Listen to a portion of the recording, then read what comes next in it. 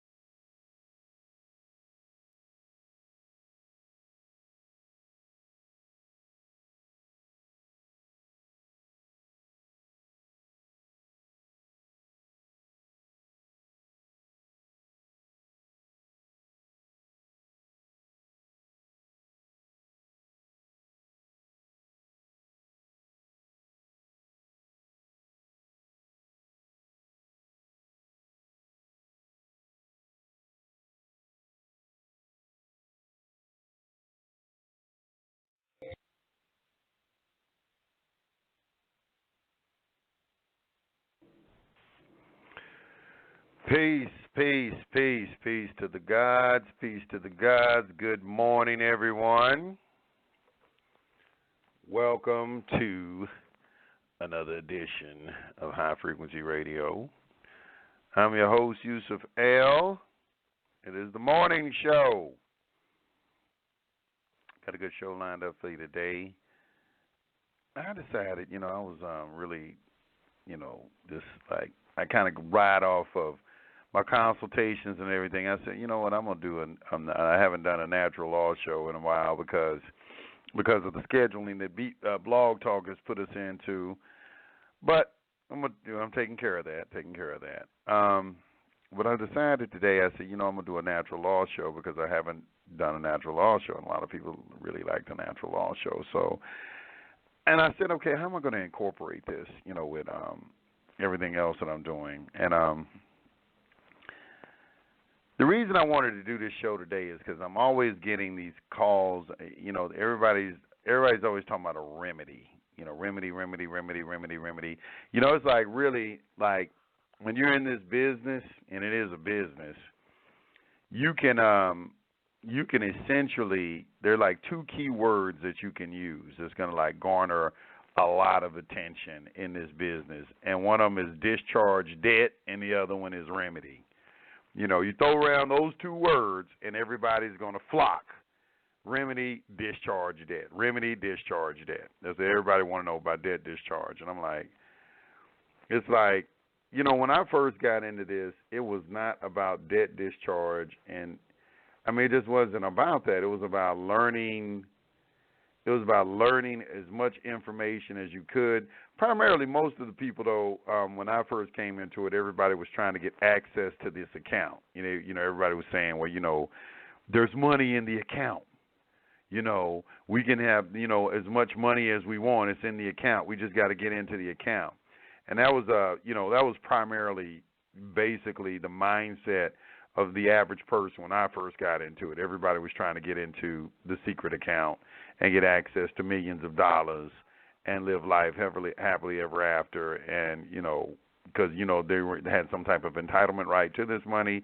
It's my money, it's mine, and I'm going to do what I want with it.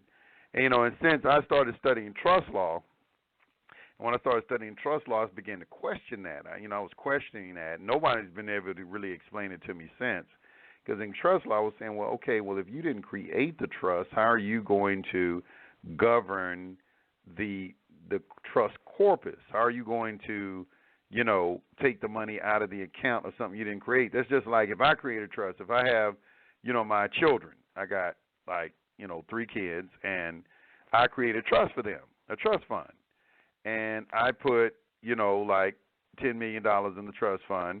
And basically, I leave some instructions for the trustees and say, okay, my children, I want my son to be a doctor, my daughter to be a lawyer, and my other daughter to be a politician. And if they don't pursue any of those endeavors, don't give them any money in the trust. And then they come back around and they say, oh, our father left us a trust. They put it in our name. It's our money. And we don't want to do any of these things, so we're just going to collapse the trust and take the money out of the trust anyway. And I'm like, that don't make any sense. What I'm saying? That goes against all the principles of trust. So I've just been questioning that lately. It's okay, well, you didn't create the trust. How are you going to add value to it?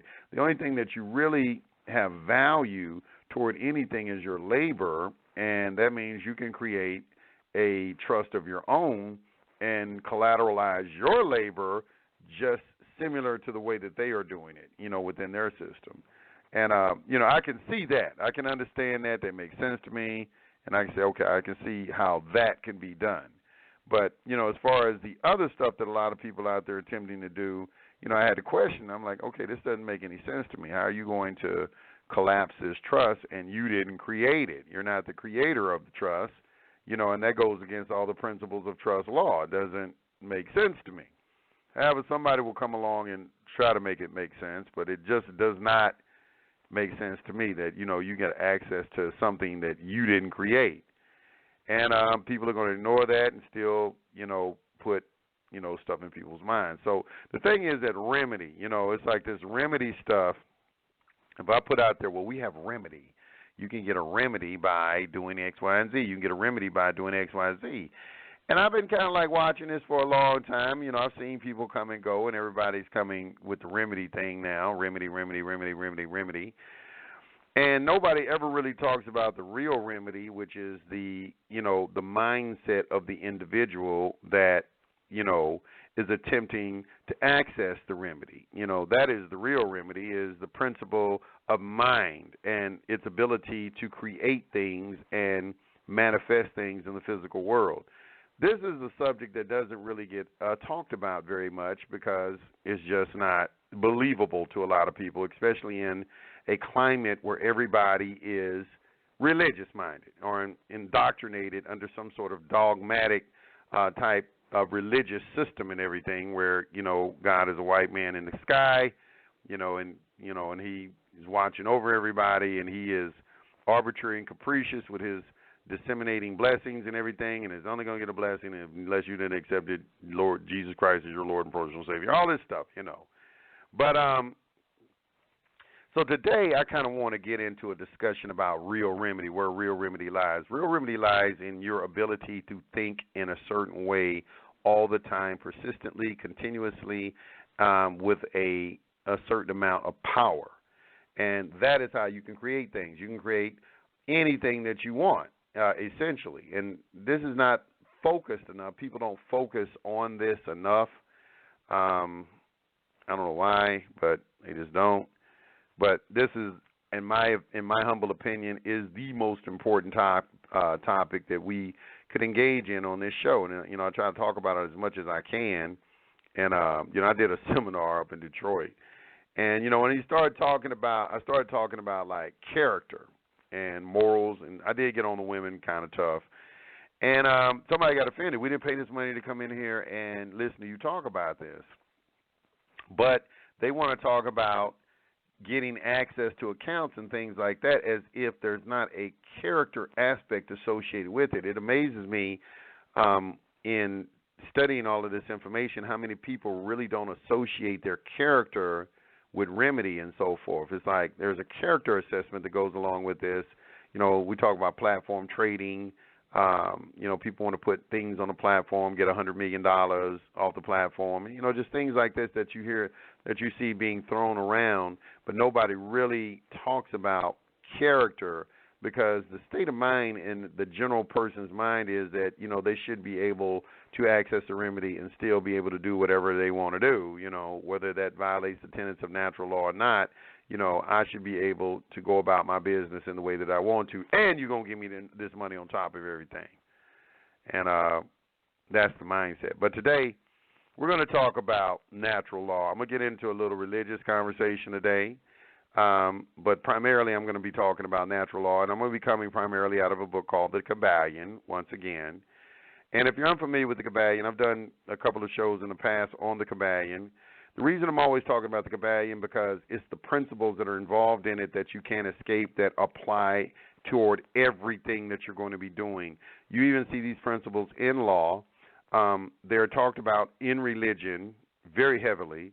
For instance, when you go to Proverbs 9:1, it says, "Wisdom has built her house and has hewn out her 7 pillars." And I always find it very interesting how, you know, the mindset, especially the feminist mindset, likes to declare that religion has left the woman out, is refused to acknowledge the woman. Now, this is basically someone who is a newbie or a neophyte who would make a statement like that, who's just not perceptive enough to identify the feminine principle when she presents herself in every religious doctrine that's on the planet. The feminine principle is addressed. It may be somewhat cloaked or shrouded in mystery or some sort of symbolism, but nevertheless, it is always present. And here in the Bible, you see it. Wisdom is always referred to as a she. You'll see this in any religious text. Wisdom is always going to be referred to as a she, never as a he. And there's a reason for that, because wisdom necessarily relates to nature. And we're talking about Mother Nature.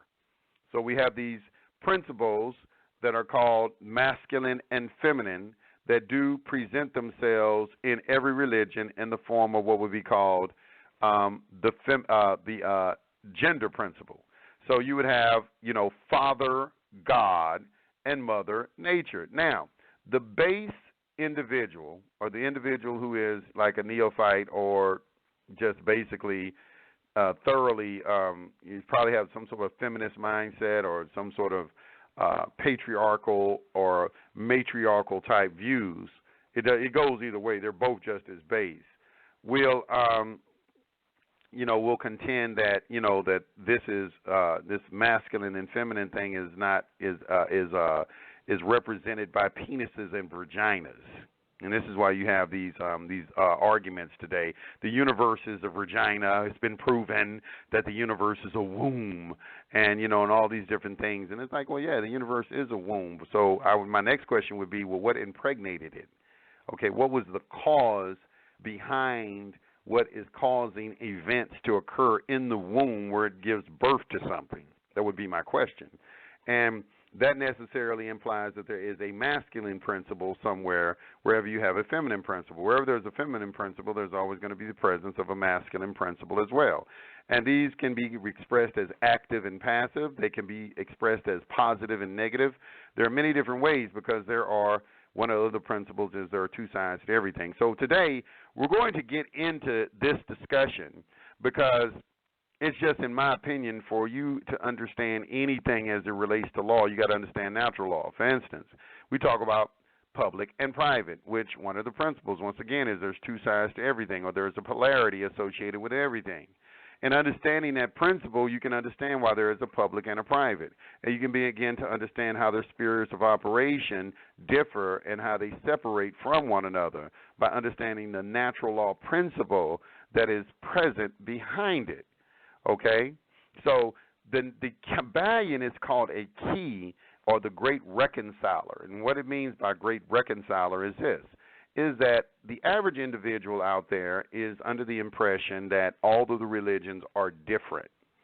I'm here to tell you that they're not. They all basically share the same foundation in that they all originate in the cradle of civilization in ancient Samaria and Egypt. They do, whether you want to acknowledge that or not, they do, and we can get into a heated and heavy discussion about that today. I'm prepared to go there. But this Christianity, Islam, and Judaism are basically new religions that have plagiarized and borrowed heavily from these ancient mystery school teachings. They bastardized the teachings. They've watered them down. And basically they've been given to the general public in a very, very, very watered down fashion, which, make basic difficult to even recognize what it is today. It's like, I don't even recognize this. What is this?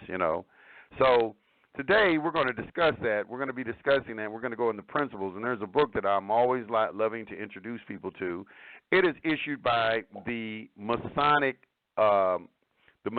Temple in Chicago, Illinois. Now, so a lot of my Christian brothers and sisters out there, I'm sure you're well aware that the majority of your preachers are Masons, okay, like 75%. So next, they would beg the question, if they have joined the Masonic Temple, is there a conflict between their membership with the Masonic organization and their apparent faith, Christian faith? Is there a conflict between these two? I'm here to tell you that there's not.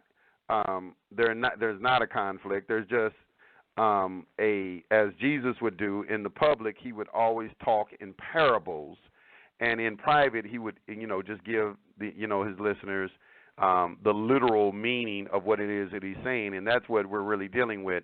We're dealing with a group of people who, when they come into the public and before their congregations, they're giving you the parable.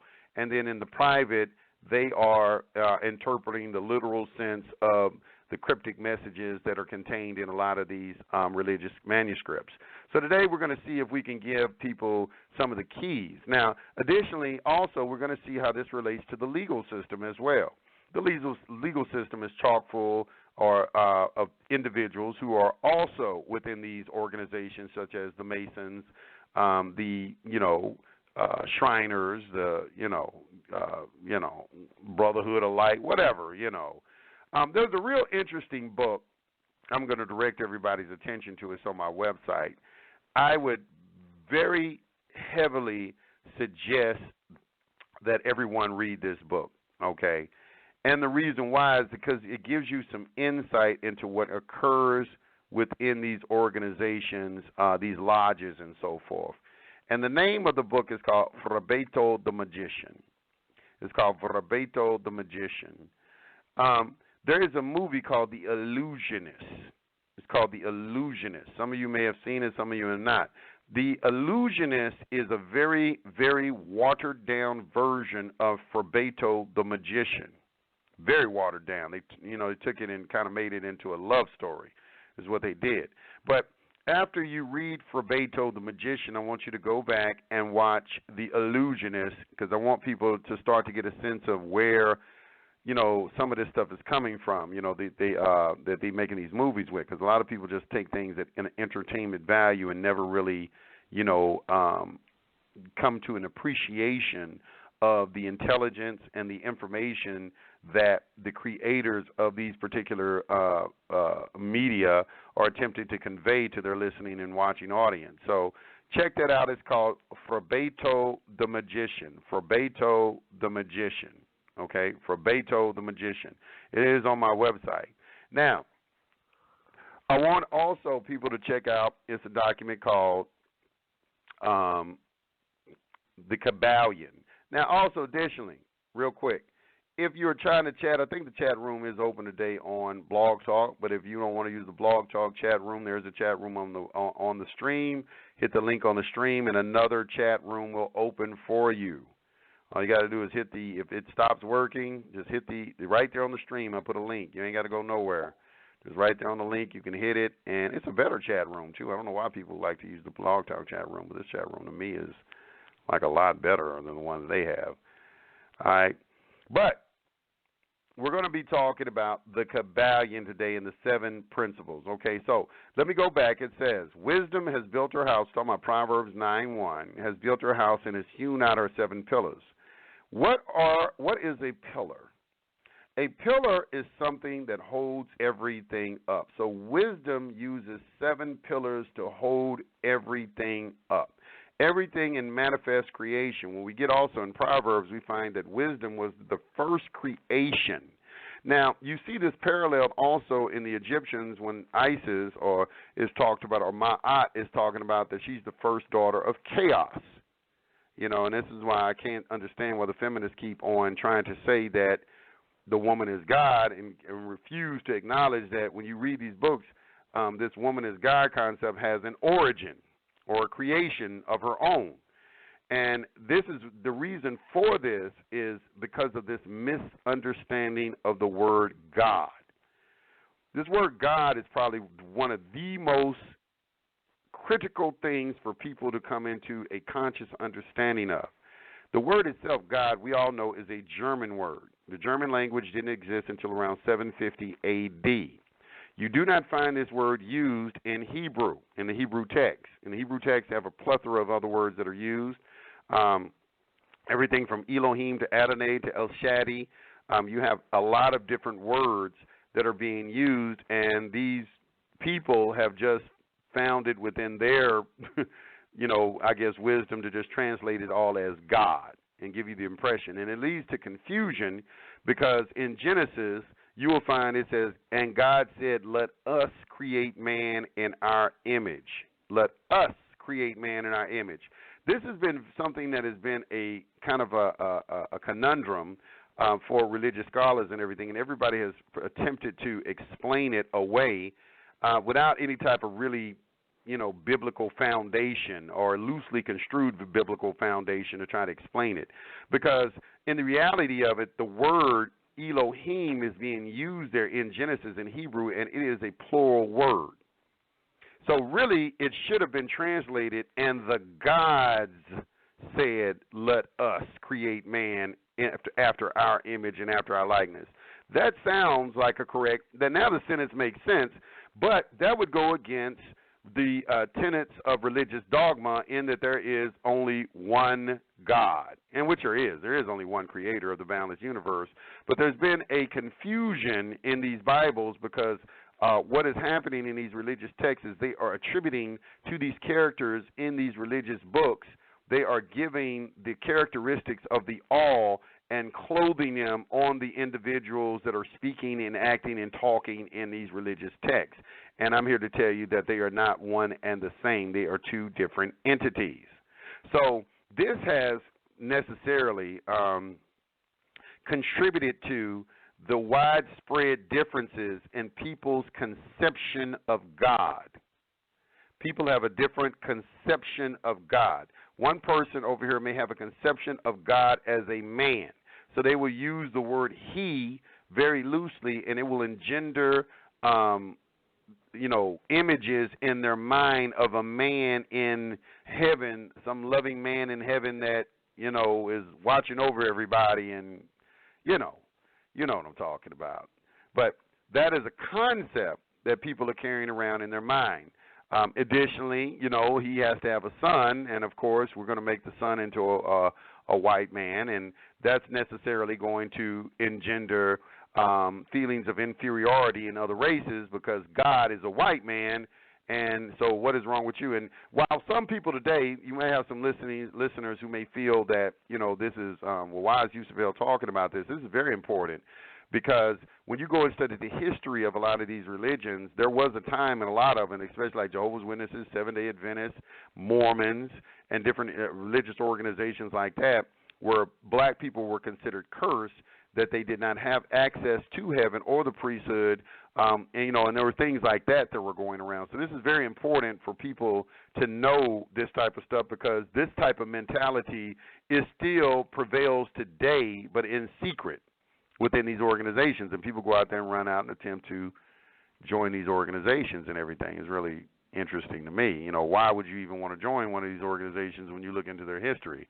It's like, how can an organization get away from its roots? I don't understand that. It's like, but some people feel like it can't happen, and I don't. I think that, nothing can get away from its source of origin of how it came into being. So, just my feelings on it.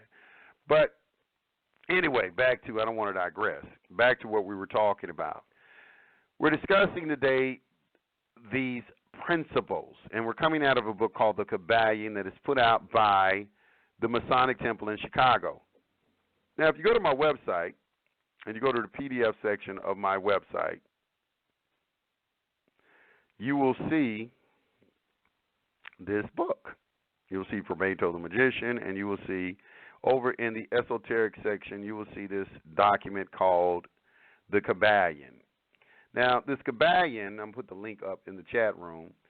The Kybalion is talking about the 7 principles of nature that are immutable. When I use the word immutable, what I'm saying is that they are not a respecter of persons. In other words, they devolve on individuals regardless of their belief. It doesn't matter if you are Christian, Muslim, or Jew. It does not matter. You are subject to those. It does not matter if you think that you have the New Testament and the Old Testament and you live under the New Testament laws. It doesn't matter. You still are affected by these laws, like gravity. It doesn't matter what your belief is. If you take a Christian, Muslim, and Jew and place them at the top of a building and push them all off, they're all going to hit the ground just the same way. Doesn't matter what they believe, okay? Because gravity is the governing law right now, and it doesn't care what your beliefs are. This is how nature is. Nature does not care what your beliefs are. Nature doesn't care. Now, the reason I'm telling you this is because this, by definition, is what a deist is, or deism, D-E-I-S-M, which is what most people who are in like Masonic organizations are. They're really deist. Right? They're deists. They really follow a form of deist type faith, which is scientific in its application.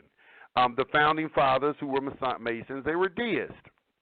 And let me read this to you about deism. Now, deism is derived from the Latin word deus, meaning God. Is a theological/philosophical position that combines the rejection of revelation and authority as a source of religious knowledge with the conclusion that reason and observation of the natural world are sufficient to determine the existence of a single creator of the universe. Deism gained prominence among intellectuals during the Age of Enlightenment, especially in Britain, France, Germany, and the United States, who, raised as Christians, believed in one God, but became disenchanted with organized religion and notions such as the Trinity, biblical inerrancy, and the supernatural interpretation of events such as miracles. Now, I want to stop right here and note that these founding fathers became disenchanted with some of the tenets of religion. Like, for instance, a lot of people say there aren't any errors in the Bible. Anyone who has the sense of a second grader can read the Bible and see the blaring and blatant contradictions that are present. And so that would lead one to think that, okay, it is something wrong with this person's reasoning skills. Everybody does not possess the same reasoning skills. And this is what was said also in the Protocols of the Learned Elders of Zion. What the Zionists were saying, that everybody does not possess the same skill at reason. Okay, they don't know how to deductively analyze and come to conclusions on things. So everybody doesn't use right reason, right wisdom, and right understanding. They don't understand the scientific methodology and way to approach those three things. So right here, also the supernatural interpretation of events such as miracles, the Trinity, which is the Father, Son, and Holy Spirit, which, you know, when you read 1 John 5:1-5-7, you will find that those were not in any Bible prior to the 15th century, which no one questions, you know, or anything like that.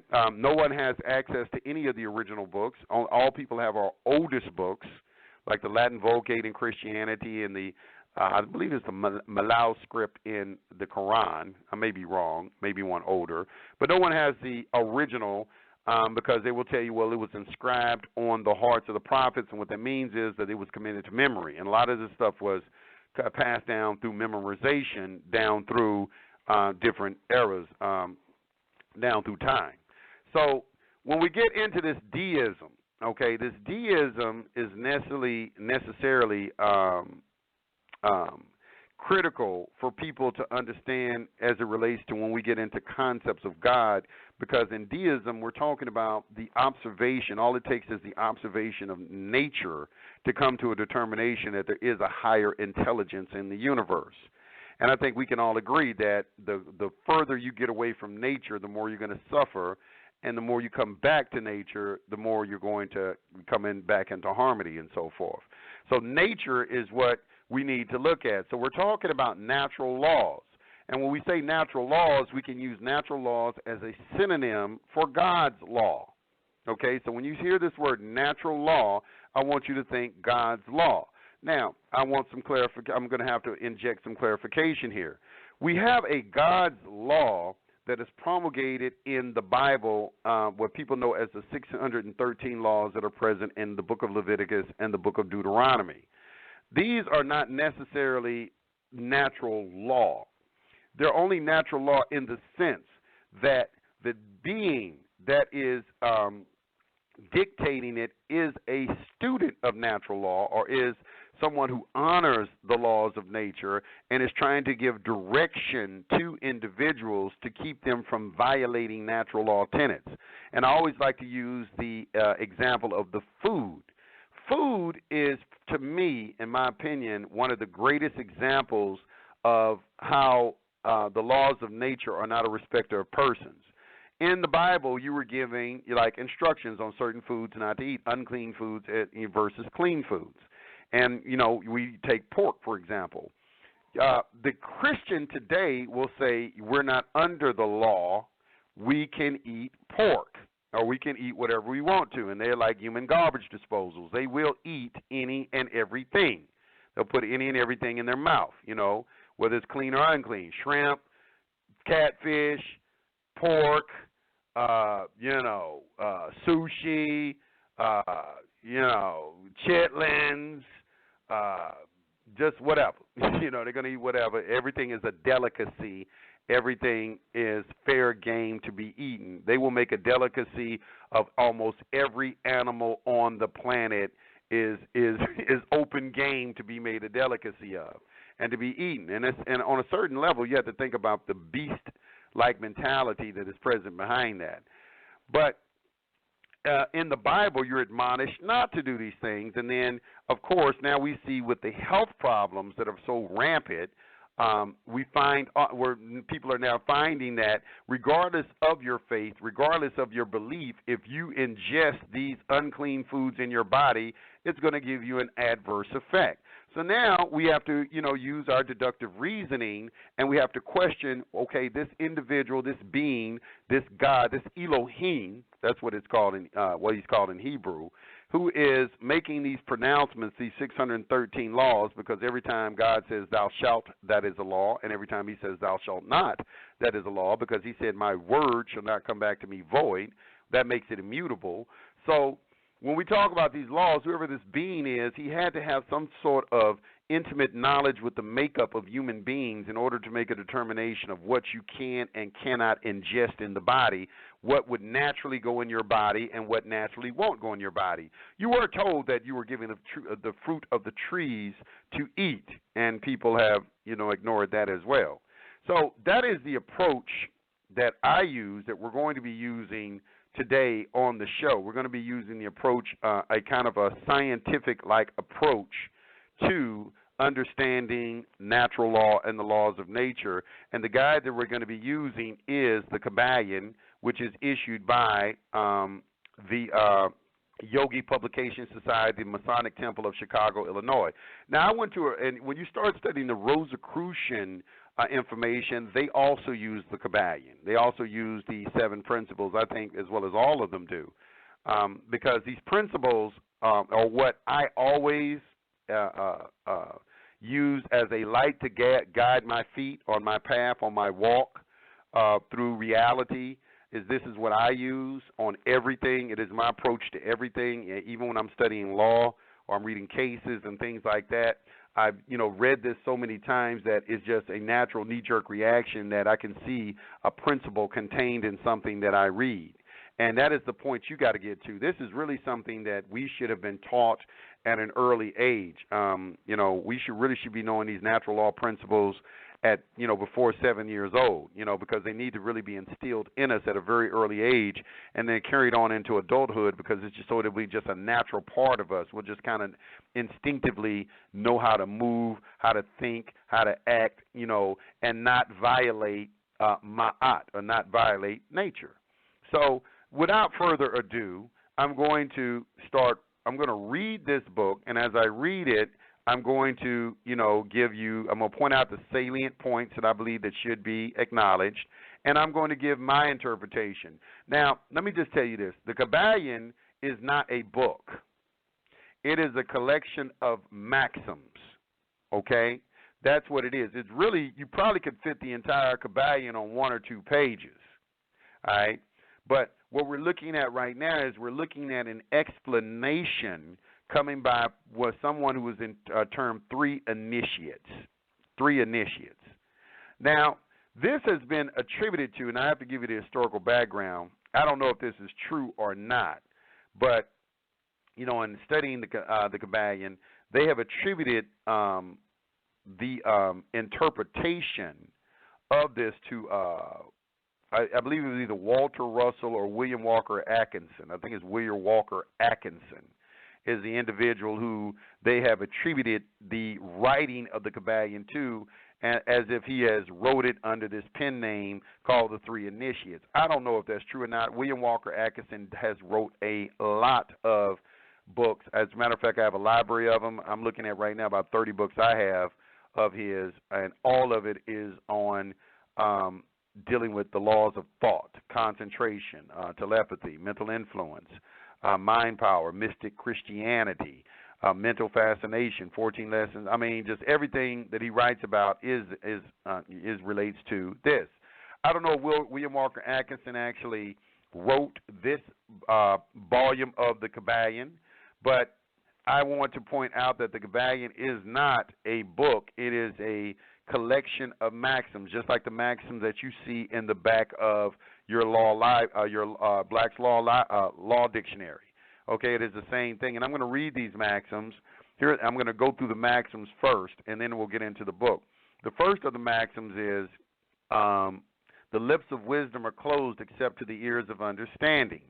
Okay, and this necessarily implies that, wisdom will not penetrate into the mind of individuals who do not have keen sensibilities or who are able to, understand information, have right knowledge, right wisdom, and right overstanding.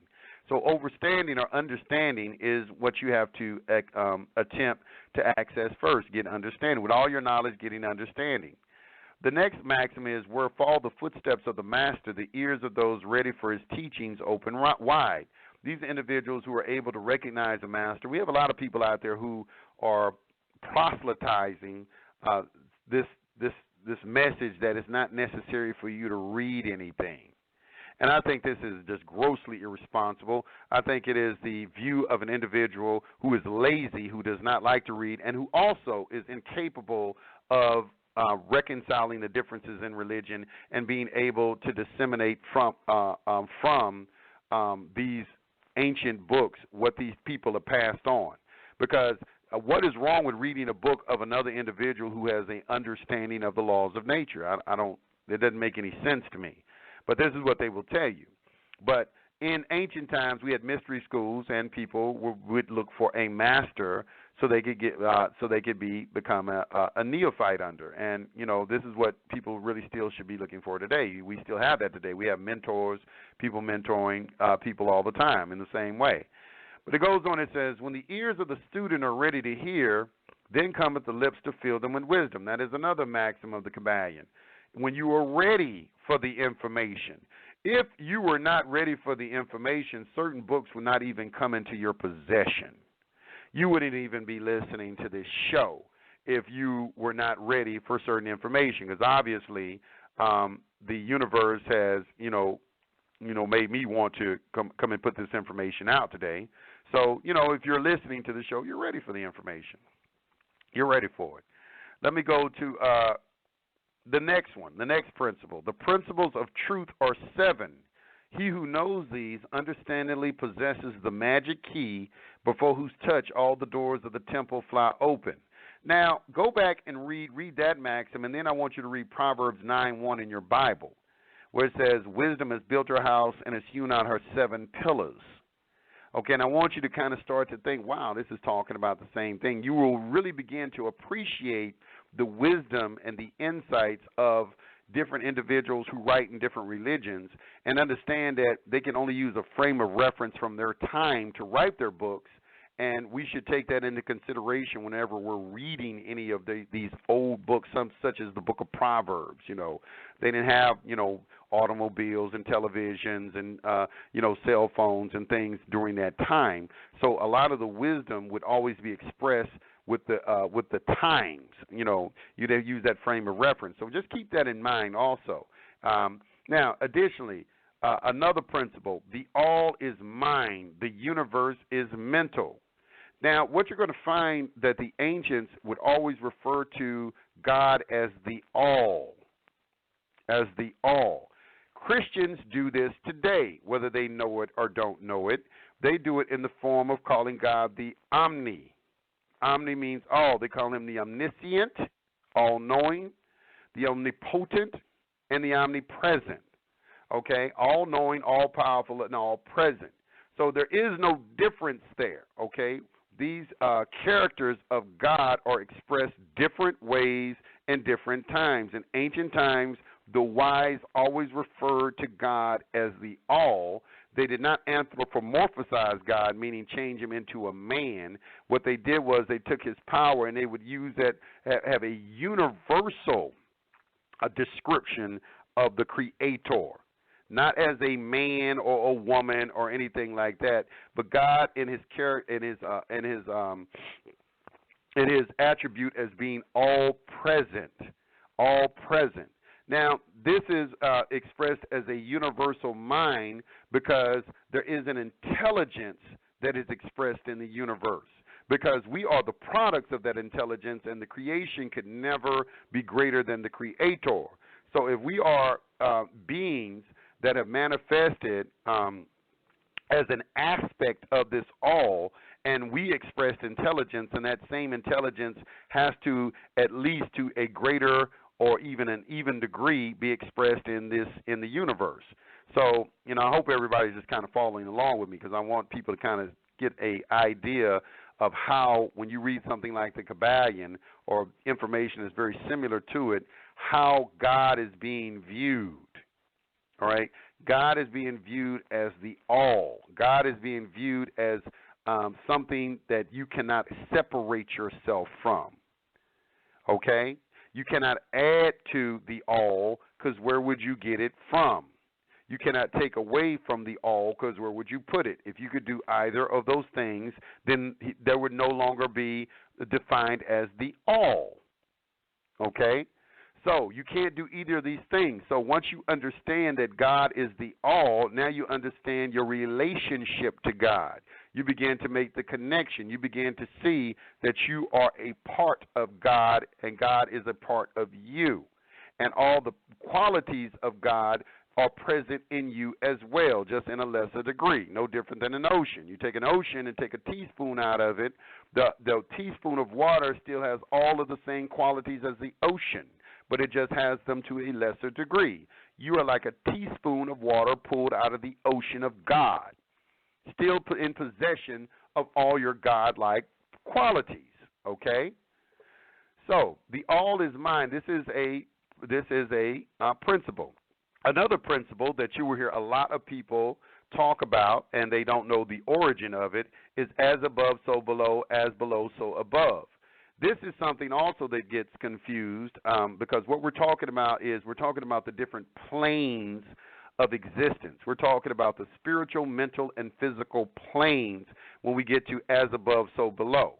Because nothing could exist on the physical plane without existing first in the spiritual and mental planes.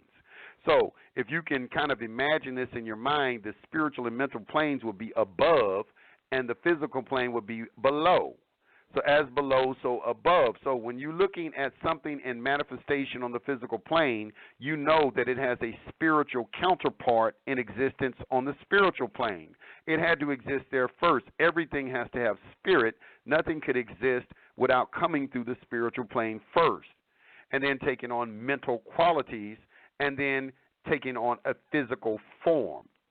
So when you understand these three planes, as above, so below, now we begin to understand why thought is so important, because thought precedes anything that comes into physical manifestation.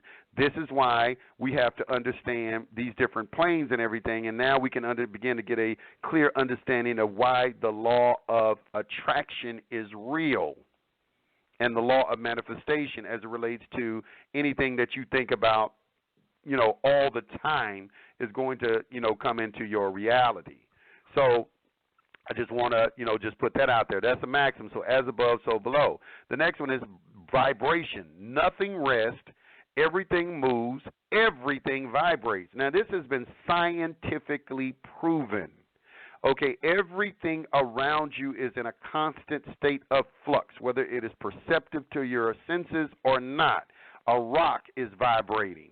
Everything is vibrating. Now, this is necessary because this is what's called differentiation. And let me talk about that, because that is very important for people to understand if they're going to manifest things into their existence. Okay, differentiation means this. It means when you look around in the universe, everything is composed of the same thing. Atoms, electrons, protons, neutrons, everything vibrating. What differentiates one thing from the next is the rate of vibratory frequency. Okay?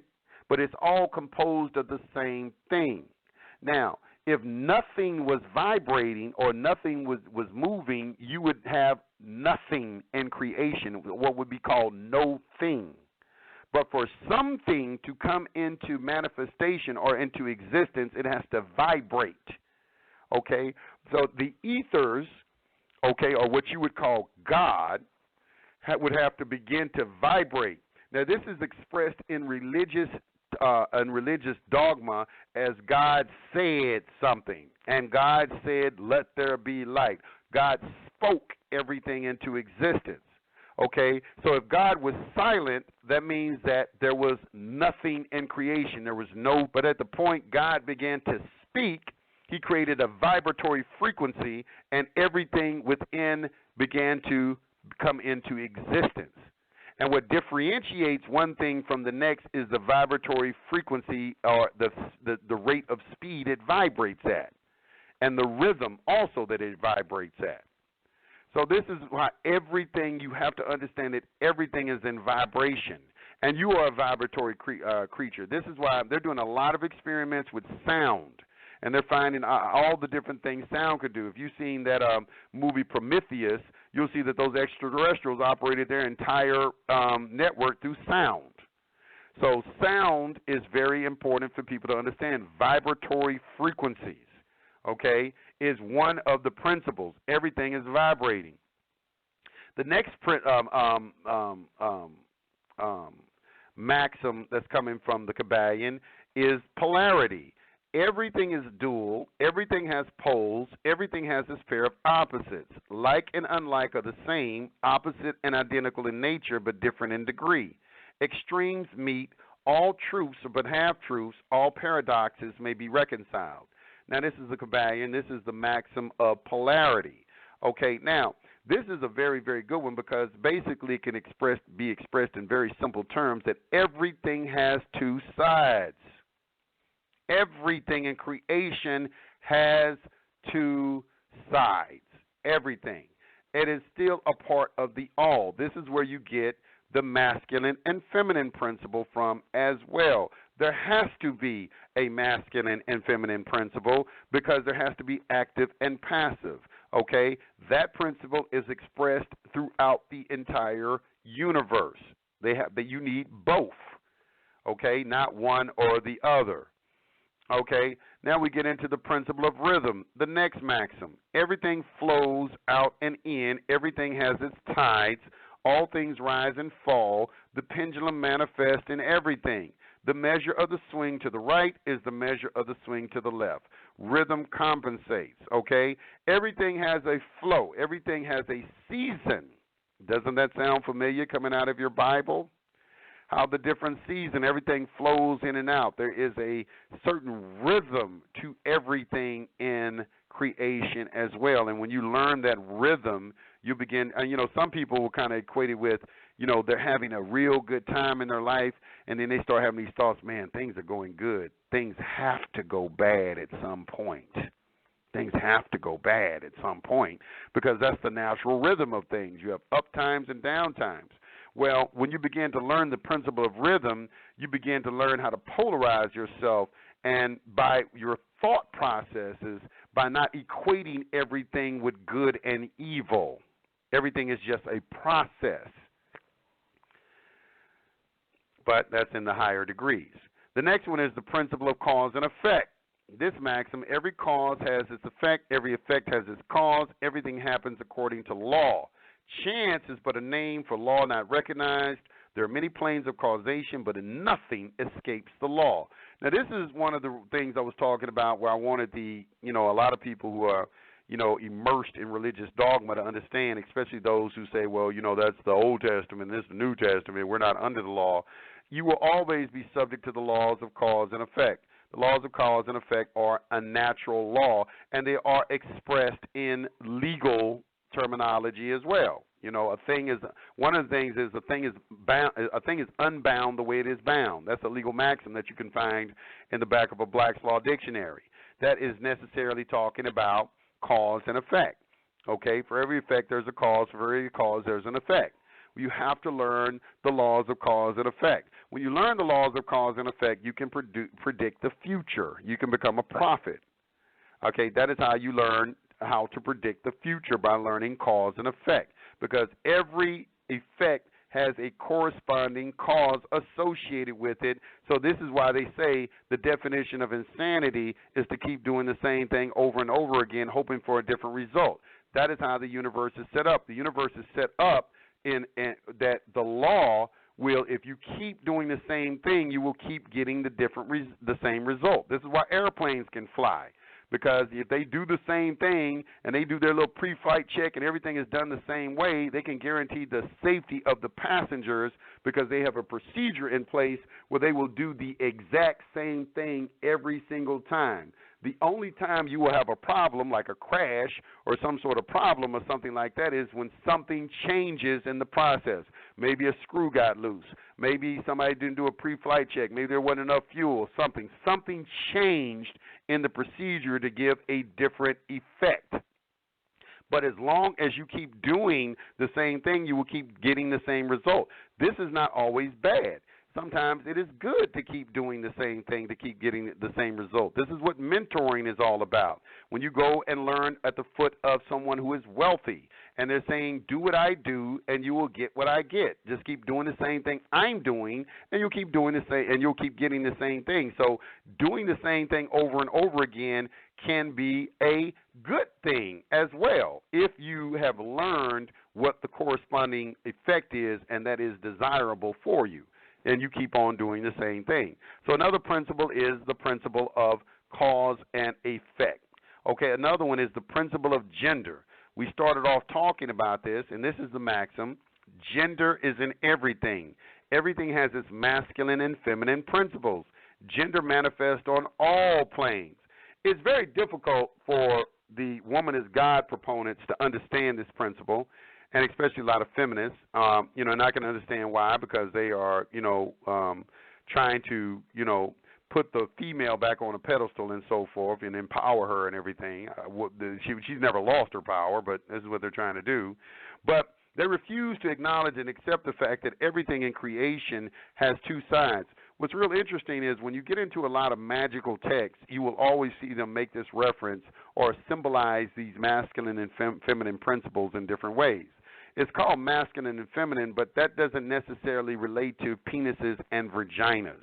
Has really nothing to do with breast or things of that nature, or who was first, or does the penis come from the vagina, or is the clitoris a unevolved penis, and all these different arguments that people get into that are just base and just ridiculous. Especially when you look at it on from a higher level. It's only talking about an active and passive principles in the universe. There's a principle in place that there is a receptive principle, which will receive things and place it into manifestation. And then there is an active principle that impregnates this feminine principle with the orders of what needs to be manifested. But you can't have manifestation without both of these principles in operation. All right? So the feminine is just as important as the masculine, and the masculine is just as important as the feminine. And these two principles are in existence in all of creation. Okay? The next one is we're going to talk about another maxim relates to what is called mental alchemy, or what they call in the Kybalion mental transmutation. And it reads, the mind, as well as mental metals and elements, may be transmuted from state to state, to degree, condition to condition, pole to pole, vibration to vibration. True hermetic transmutation is a mental art. This is the Kybalion. Now, what is it talking about right here? It's talking about that different states, vibratory frequencies. You can change a state just by changing your thinking. This is called mental alchemy. Okay? You have the will and the decision of how you will infer or address certain circumstances in your life. For instance, if somebody says something to Yusef-El, somebody says Yusef-El is a bitch-ass nigga, I have the willpower to accept that in a certain kind of way. I can get angry, or I can, just kind of like, oh, really, and just kind of take it and don't allow it to go into a certain vibratory frequency. These are the things that, we're talking about mental states. You can change from one state to state. You can change. Love can become hate, and hate can become love. Really, the opposite polarity of love is indifference. It's not hate, it's indifference. Somebody's indifferent to something. All right, but they call it love and hate, which are opposite poles, just like hot and cold. Hot and cold are different states. They are on the same pole, but they're vibrating at different frequencies. You can't tell where hot begins and cold ends, or where cold begins and hot ends, because they're part of the same. They're all on the same thermometer. They're all vibrating, but what's changing is the vibratory frequency. You're changing it from one state to the next. This also relates to when people do character assessments, when they're initiated into some organizations where they're asked to do an introspection of their weaknesses. Are you easily angered? Are you easily excited? Are you impatient? All these different things, and to identify the corresponding polar opposite to that, and then use a procedure where you will mentally change that state to the opposite state. This is a form of mental alchemy. This can also be done on the physical level when we're talking about changing gold into lead and things like that. We understand that when you use the periodic table of elements and everything, you see what needs to be present in order to change gold into lead and vice versa. And these can be accomplished through the mind once the mind has been sufficiently trained and programmed to a high degree. You can do this mentally. This is the origin of the Philosopher's Stone. But anyway, we get under and back. Here's the next, the all. Okay, this is another maxim coming out of the Kybalion.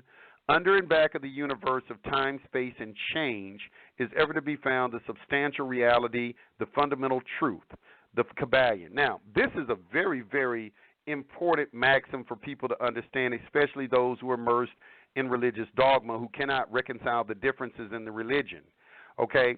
Now, in Egyptian or in ancient Sumerian mystery schools, God was referenced as the substantial reality. What the substantial reality, now you have something called substantive law also. What's called substantive law, where you get your real rights and things like that. The substantial reality is what underlies everything that is in manifestation. Okay, what they call the substantive reality, which is they would call the truth. Okay, if you pay attention, you will notice that in a lot of religious texts, they will write truth with a capital T and then truth with a small t. We're talking about a proper noun and a common noun, or they'll express this differently. When they write truth with a capital T, they are referencing God, or what is called the substantive reality, in his aspect that he is the source of everything that is coming into creation. All right. When you get into a lot of other cultures, you will hear, like in Buddhism, and the Mayans even had this. They would call creation an illusion. As a matter of fact, this is what Maya means. Maya means illusion. And in Buddhism, they would also that this is not all real. Okay, it's illusionary. It is not real. The reason that they're saying that it is not real is because it is changing all the time.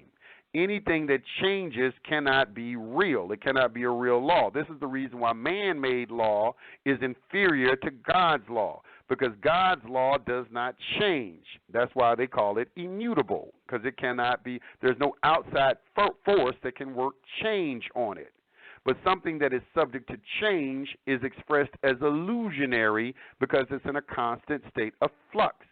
So they reference God as the substantive reality, as his in his character, as unchangeable, undefinable, and unknowable. It is substantive. It underlies all the change. It is the origin of all the changes.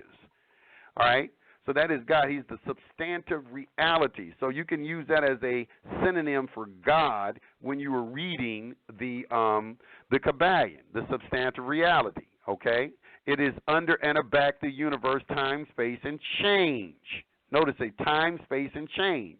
The substantive reality, the fundamental truth. They call it the fundamental truth, because you have a truth that is, subject to a person's interpretation, and then you have a truth that is universal in its character. Okay, and that would be what would be something that is unchangeable, that we would call the all, or the substantive reality. Also, here's another maxim that goes along with it. That which is the fundamental truth, the substantive reality, is beyond true naming, but the wise men call it the all. Now, this is also another very important maxim for people to understand, because a lot of human beings have attempted to attribute a name to God. They're trying to give God a name. Okay? Now, God, in his aspect of the all, is unknowable and undefinable. No, not the best minds that have ever walked the earth or in the universe have attempted to give a description of God. Even Tahuti didn't. But in that aspect, the wise men reference God as the all, and Christians do this too. As I said, they call God Omni, the all-knowing, all-powerful, and all-present. So the wise, and no matter in what religion that you're in, God is always expressed as the all. Now, there are many beautiful ways this is expressed in different religious dogma. Very, very beautiful ways that it can be expressed. It doesn't have to be expressed in just one way. But all of the wise men understand and know that God is the all. You can't add to him, because where would you get it? You can't take away, because where would you put it? It goes on and says, in its essence, the all is unknowable. But the report of reason must be hospitably received and treated with respect. In other words, we can't ever really know God in his substantive characteristic, but we can reason and come and deduce through observation, as the deists did, through studying nature. We can come to conclusions about things. We can reach as above, so below. We can look at the things that are happening on the physical plane and make determinations of what is happening on the spiritual plane. And one of the conclusions that every intelligent person must come to is that everything has to have one source, because that is why the universe has order, that everything is coming from one source. One intelligence is in and back of everything in manifest creation. Okay? Next, we have another maxim called the universe is mental, held in the mind of the all. So when we look at this creation of this, what we call the universe, we understand that there is a mental aspect of it that is contained in the mind of the all. That necessarily means that everything in the universe is subject to mind. This is also the reason why mind sciences are the highest of all sciences. You can get into ancestral worship, you can get into, witchcraft, sorcery, all these different things. But those are all inferior and subject to the sciences of mind, because everything in the universe responds to the mind. So this is why the highest degree was that of the magician, because the magician was taught the mental sciences, how to control things with your mind. When you have to start to depend on outside things outside of yourself, that necessarily implies that you're involved in something that is an inferior type of methodology that you're using to produce a certain kind of effect. Any type of effect that you need to produce in the universe needs to come from the internal you, not external to you. So to understand why that it is so, it is necessary to understand the maxim that the universe is mental, held in the mind of the all. Everything is created mentally, okay? Next, the all creates in its infinite mind countless universes which exist for eons of time, and yet to the all, the creation, development, decline, and death of millions of universes is as the time of the twinkling of an eye, the Kybalion. Now, this is a very interesting maxim, because contained within it is the principle of rhythm, as well as our conceptualization of time. All right, to this source of all things, the creation of everything in manifest creation is like the twinkling of an eye. Wouldn't it be to something that is eternal? How does something eternal measure time? Well, it doesn't. Time and space are man-made inventions. Time is based off of movement. Time didn't exist until movement came into existence. I always ask people the question, if you got cast into deep outer space where you couldn't see any stars or planets, how would you measure time? And if you thought that there was time, if you didn't believe there was time, would you age? That's something for somebody to kind of think about. You know, because we have people out here who are saying that the reason we age is because we think we're supposed to. That's something for you to marinate on. Okay, the infinite mind of the all is the womb of the universe. Okay, the mind of the all is the womb. As some of the feminists have said, the universe is a womb. Okay, it is a womb. And out of that womb is giving birth to everything in manifest creation. But as I said, that womb, creation contains two characters, a masculine and a feminine characteristic, which are both necessary for you to have creation. And we're going to get into gender and discuss that. Okay, now notice this. Here's another way that in the Kybalion they express God. They call God the father, mother, mind. Doesn't that make all of you feminists happy now? It says, within the father, mother mind, mortal children are at home. Okay, that is giving consideration to the fact that the God has a female and male characteristic associated with it.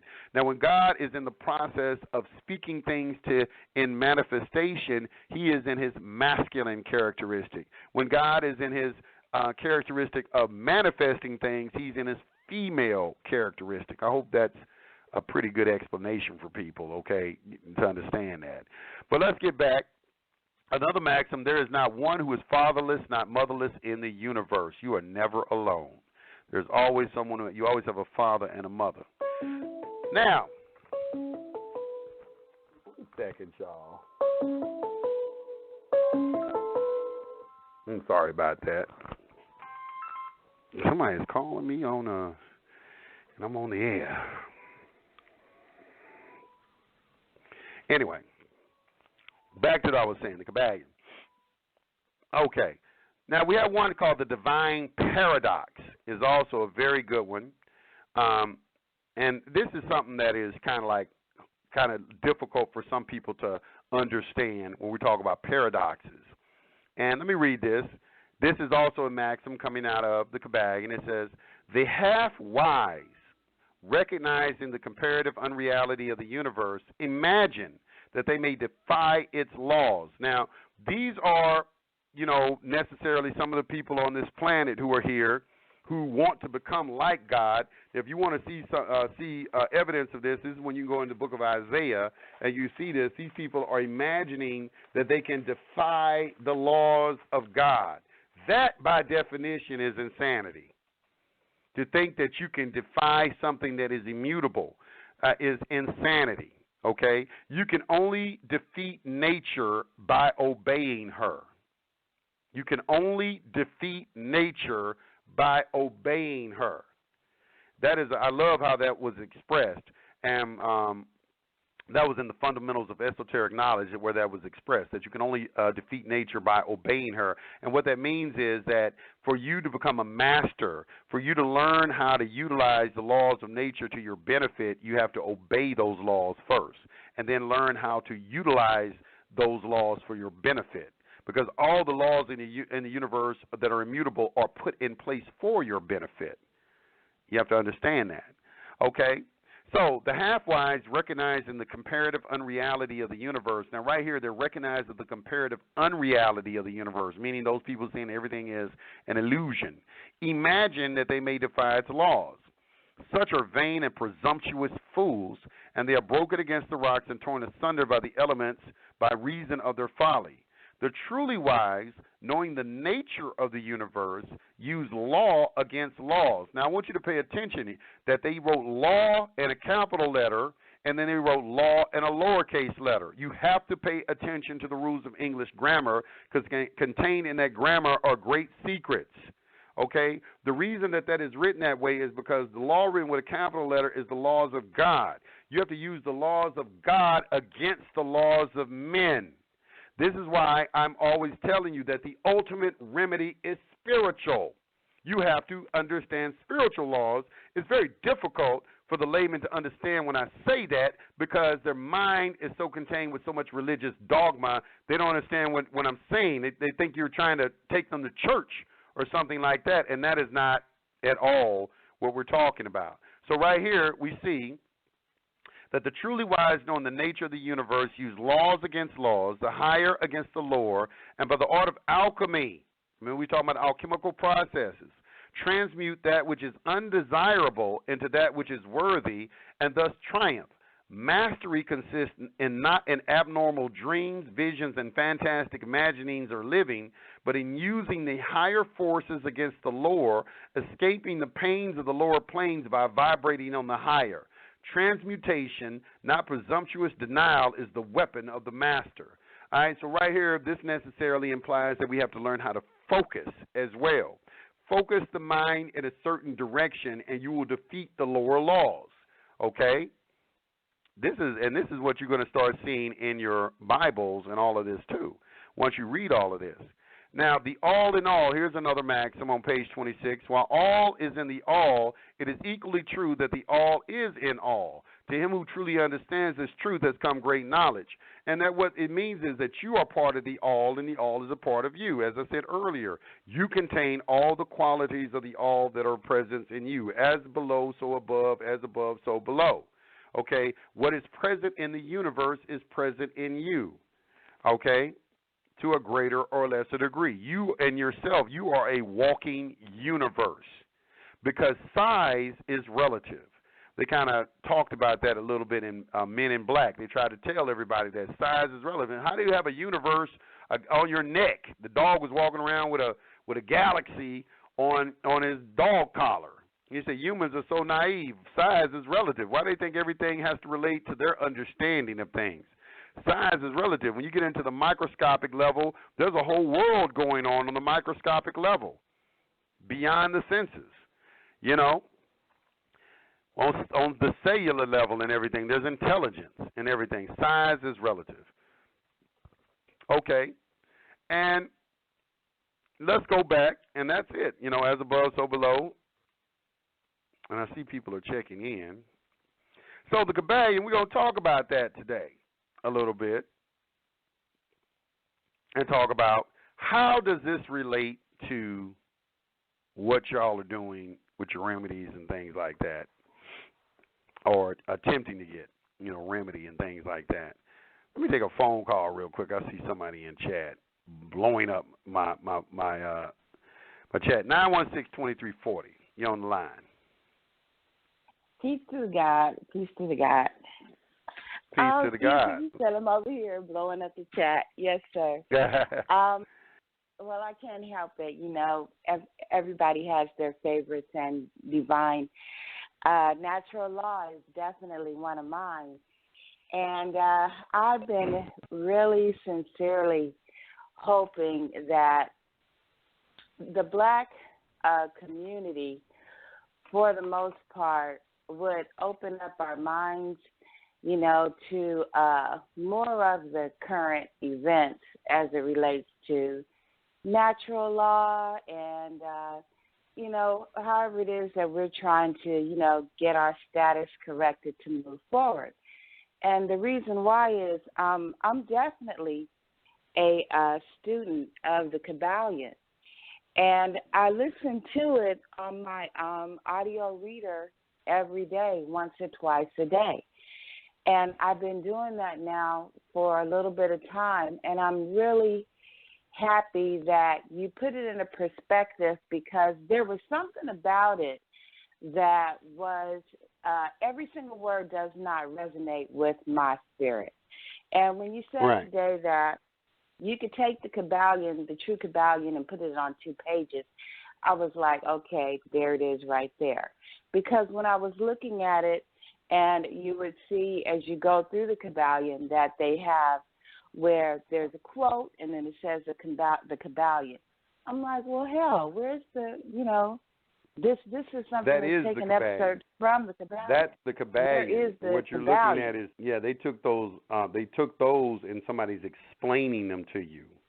Okay, they're explaining to you what each of them, what each of those mean. And what it is you need to understand those principles, because those principles are contained in every religion. Okay? If a religion does not contain those principles, it will not last. It will die out. It's going to die out because it doesn't contain truth. Okay? Truth with a capital T has to have immutable laws contained within it for it to last, because that's the only thing that's going to last. That is something that is immutable.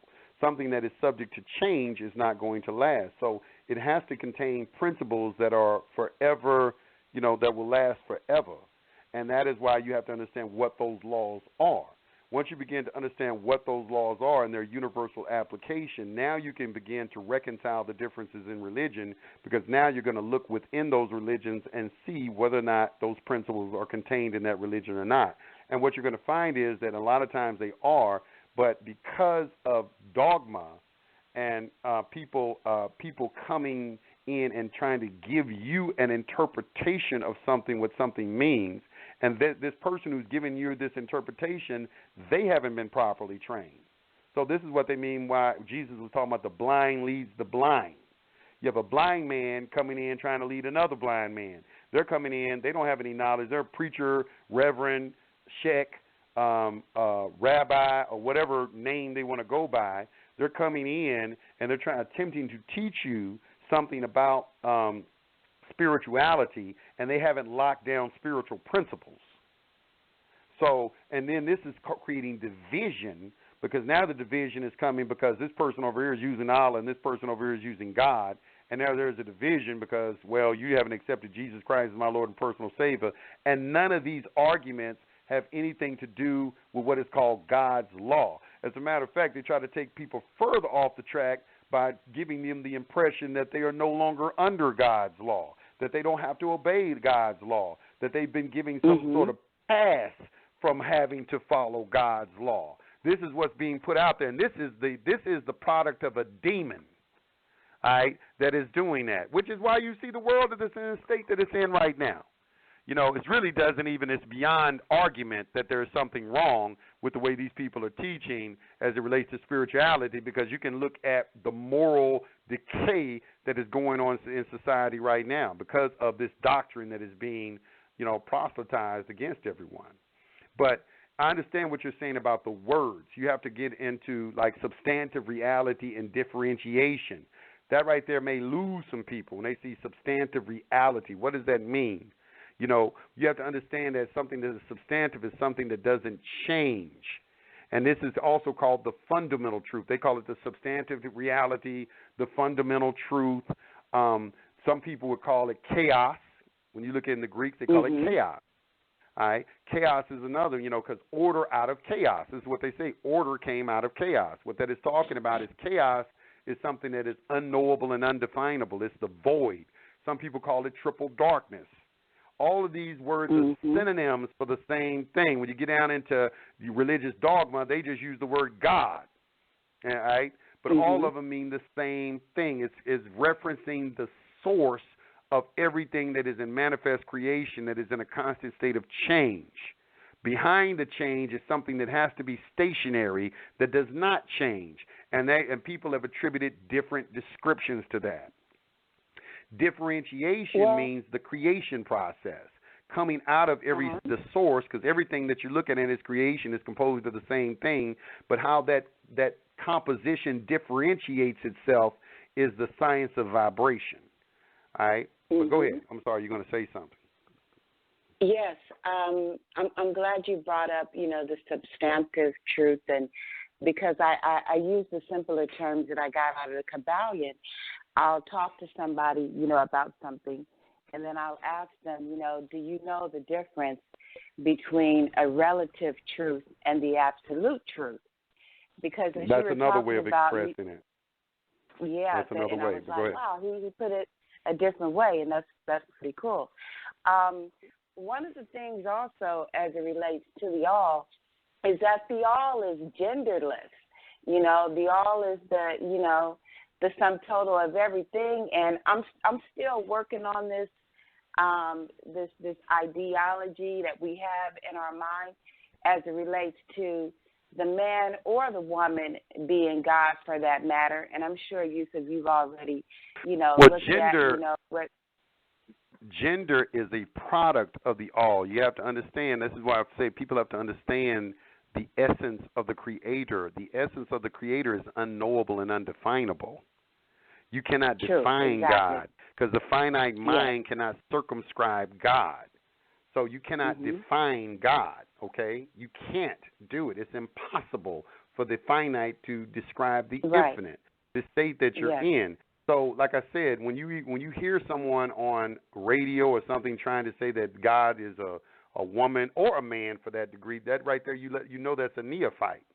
There's no possible way that they could be a master because they haven't even gotten to the point where they understand the essence of the Creator is unknowable and undefinable. They can't even reach the level of reasoning where they can, accept that. They want to, really what's happening is that they want to express some sort of dominance, one gender over the next, is what is happening. It's an ego type thing. When you look at a book, like I'll give you an example of a book, something like the Kabbalah, Initiation into Hermetics, where they will express in creation an amorphodite, which is the coming together of the masculine and feminine principles and so forth. And I think I put one of them on my page in the esoteric section. But if somebody cannot grasp the fact that gender is something that was created, right? Anything that is created is subject to change. It has to be subject to the substantive reality because it's coming out of the void. The void is what you would call God. Even in Greek mythology, they call chaos was the father, I believe, of Zeus or whatever, the Titans, when they talk the Titans and so forth. Chaos was the father of all of this or the source. They were trying to express it in their words, and with their frame of reference and everything. They call it chaos or out of the void, coming out of triple darkness and everything, this nothingness and everything. This is the source of all things and everything. And out of that nothingness, you would come feminine and masculine. Okay, that came out of the void. And so now it is God in the sense that it contains all the elements of God. In other words, is that, as I said earlier, you are like a teaspoon of water coming out of that void. So because everything is composed of the all, so God is present in everybody. Okay, what people have to come into a conscious understanding is understanding how to utilize their God force. And knowing how, just like operating a car. If you put a child in a car and never teach a child how to drive a car, he's going to be having wrecks and doing everything like that. That's what the average human being is. The average human being is giving a God force, which is like a car, but they've never been taught how to drive it. They've never been taught how to drive their car. So they have these capabilities and abilities and everything, but they don't know how to utilize them. And the first step in learning how to utilize them is learning the rules of the road. You got to learn, okay, first you drive the car. You got to stay on the right-hand side. You got to stop at stop signs. You got to make a right-hand turn like this and everything. That's what the Kabbalion is. The Kabbalion is just teaching you the rules of the road. That's all it is. Okay, look, you have to drive on this side. It's just fundamentals. It is the fundamental knowledge that you need to know to advance higher in your studies. It's just fundamental information. That's all it is. You know what, Yusef? I think it's also a good foundation to give us tools to help us become a co-creator with the Creator. And you're absolutely right. There is. Well, that's exactly what you're supposed to be doing. You're supposed to be co-creating. You are creating. Doing. Yeah, that's what you're supposed to be doing, creating. I want to ask my question before I already went into what I think. But have you ever heard of the term as it relates to deceptive disclosure? And I'm going to give you a little bit of backdrop about why I want to ask this question. You have a lot of people in the apocalyptic community, right? Which I don't think it's all apocalyptic, because if we look at the current events of the world today, we see that they got golf ball and, cinder block size ice falling out the sky. You used to see like a sinkhole every so often. Now you got tornadoes, volcanoes, and the volcanoes are shooting sparks of fire, in case people didn't know. But, they are also activating these they're underground bunkers and things like that. Now, a lot of people are familiar with the Georgia Guidestones. I know you are, Yusef, right? Right. Yeah, I'm very familiar with it. Okay. Now, you got the people in the apocalyptic community. They keep talking about, bringing attention and why it's still such a big secret that we have a galaxy coming into, or a solar system coming into our system that's commonly being called either Planet X, Nibiru.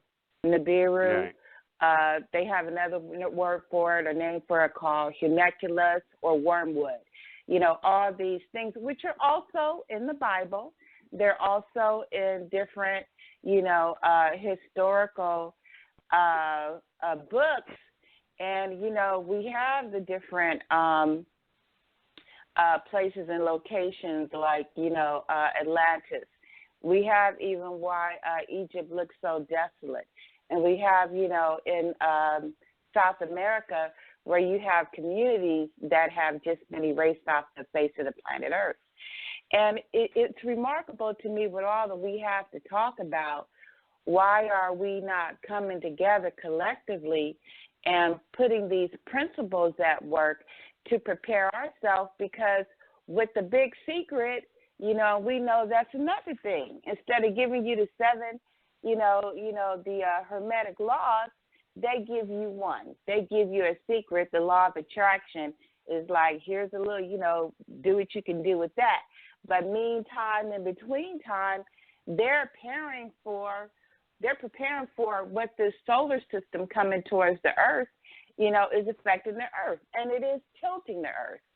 And I wonder why it is that we cannot open up our mind and not just, like you said, dealing with cause and effect, deal with the cause of why these, things are happening all around the world. It's out there for us to see. Well, the reason the reason why people don't get into information like this, like today, like for instance, I'm just looking at my call list. Like if I send out an email today, discharge debt instantaneously today. Phone lines been jam packed. I'm saying there's 2 key phrases: discharge debt and remedy. You put that in something, everybody's gonna flock to it. But the thing is that people are impatient. And let me explain what I mean about that. People don't utilize the law of attraction or want to utilize natural law because it doesn't give them a remedy right away. People want something that's going to work right now, okay? They don't respect the order of the universe. I'll give you an example of what I'm talking about. Let's say they want to discharge an automobile. They want to discharge a debt. Okay. Now, what if the discharging of that automobile is not in the stars? Meaning that what if there is a higher purpose for you? Let's say you have a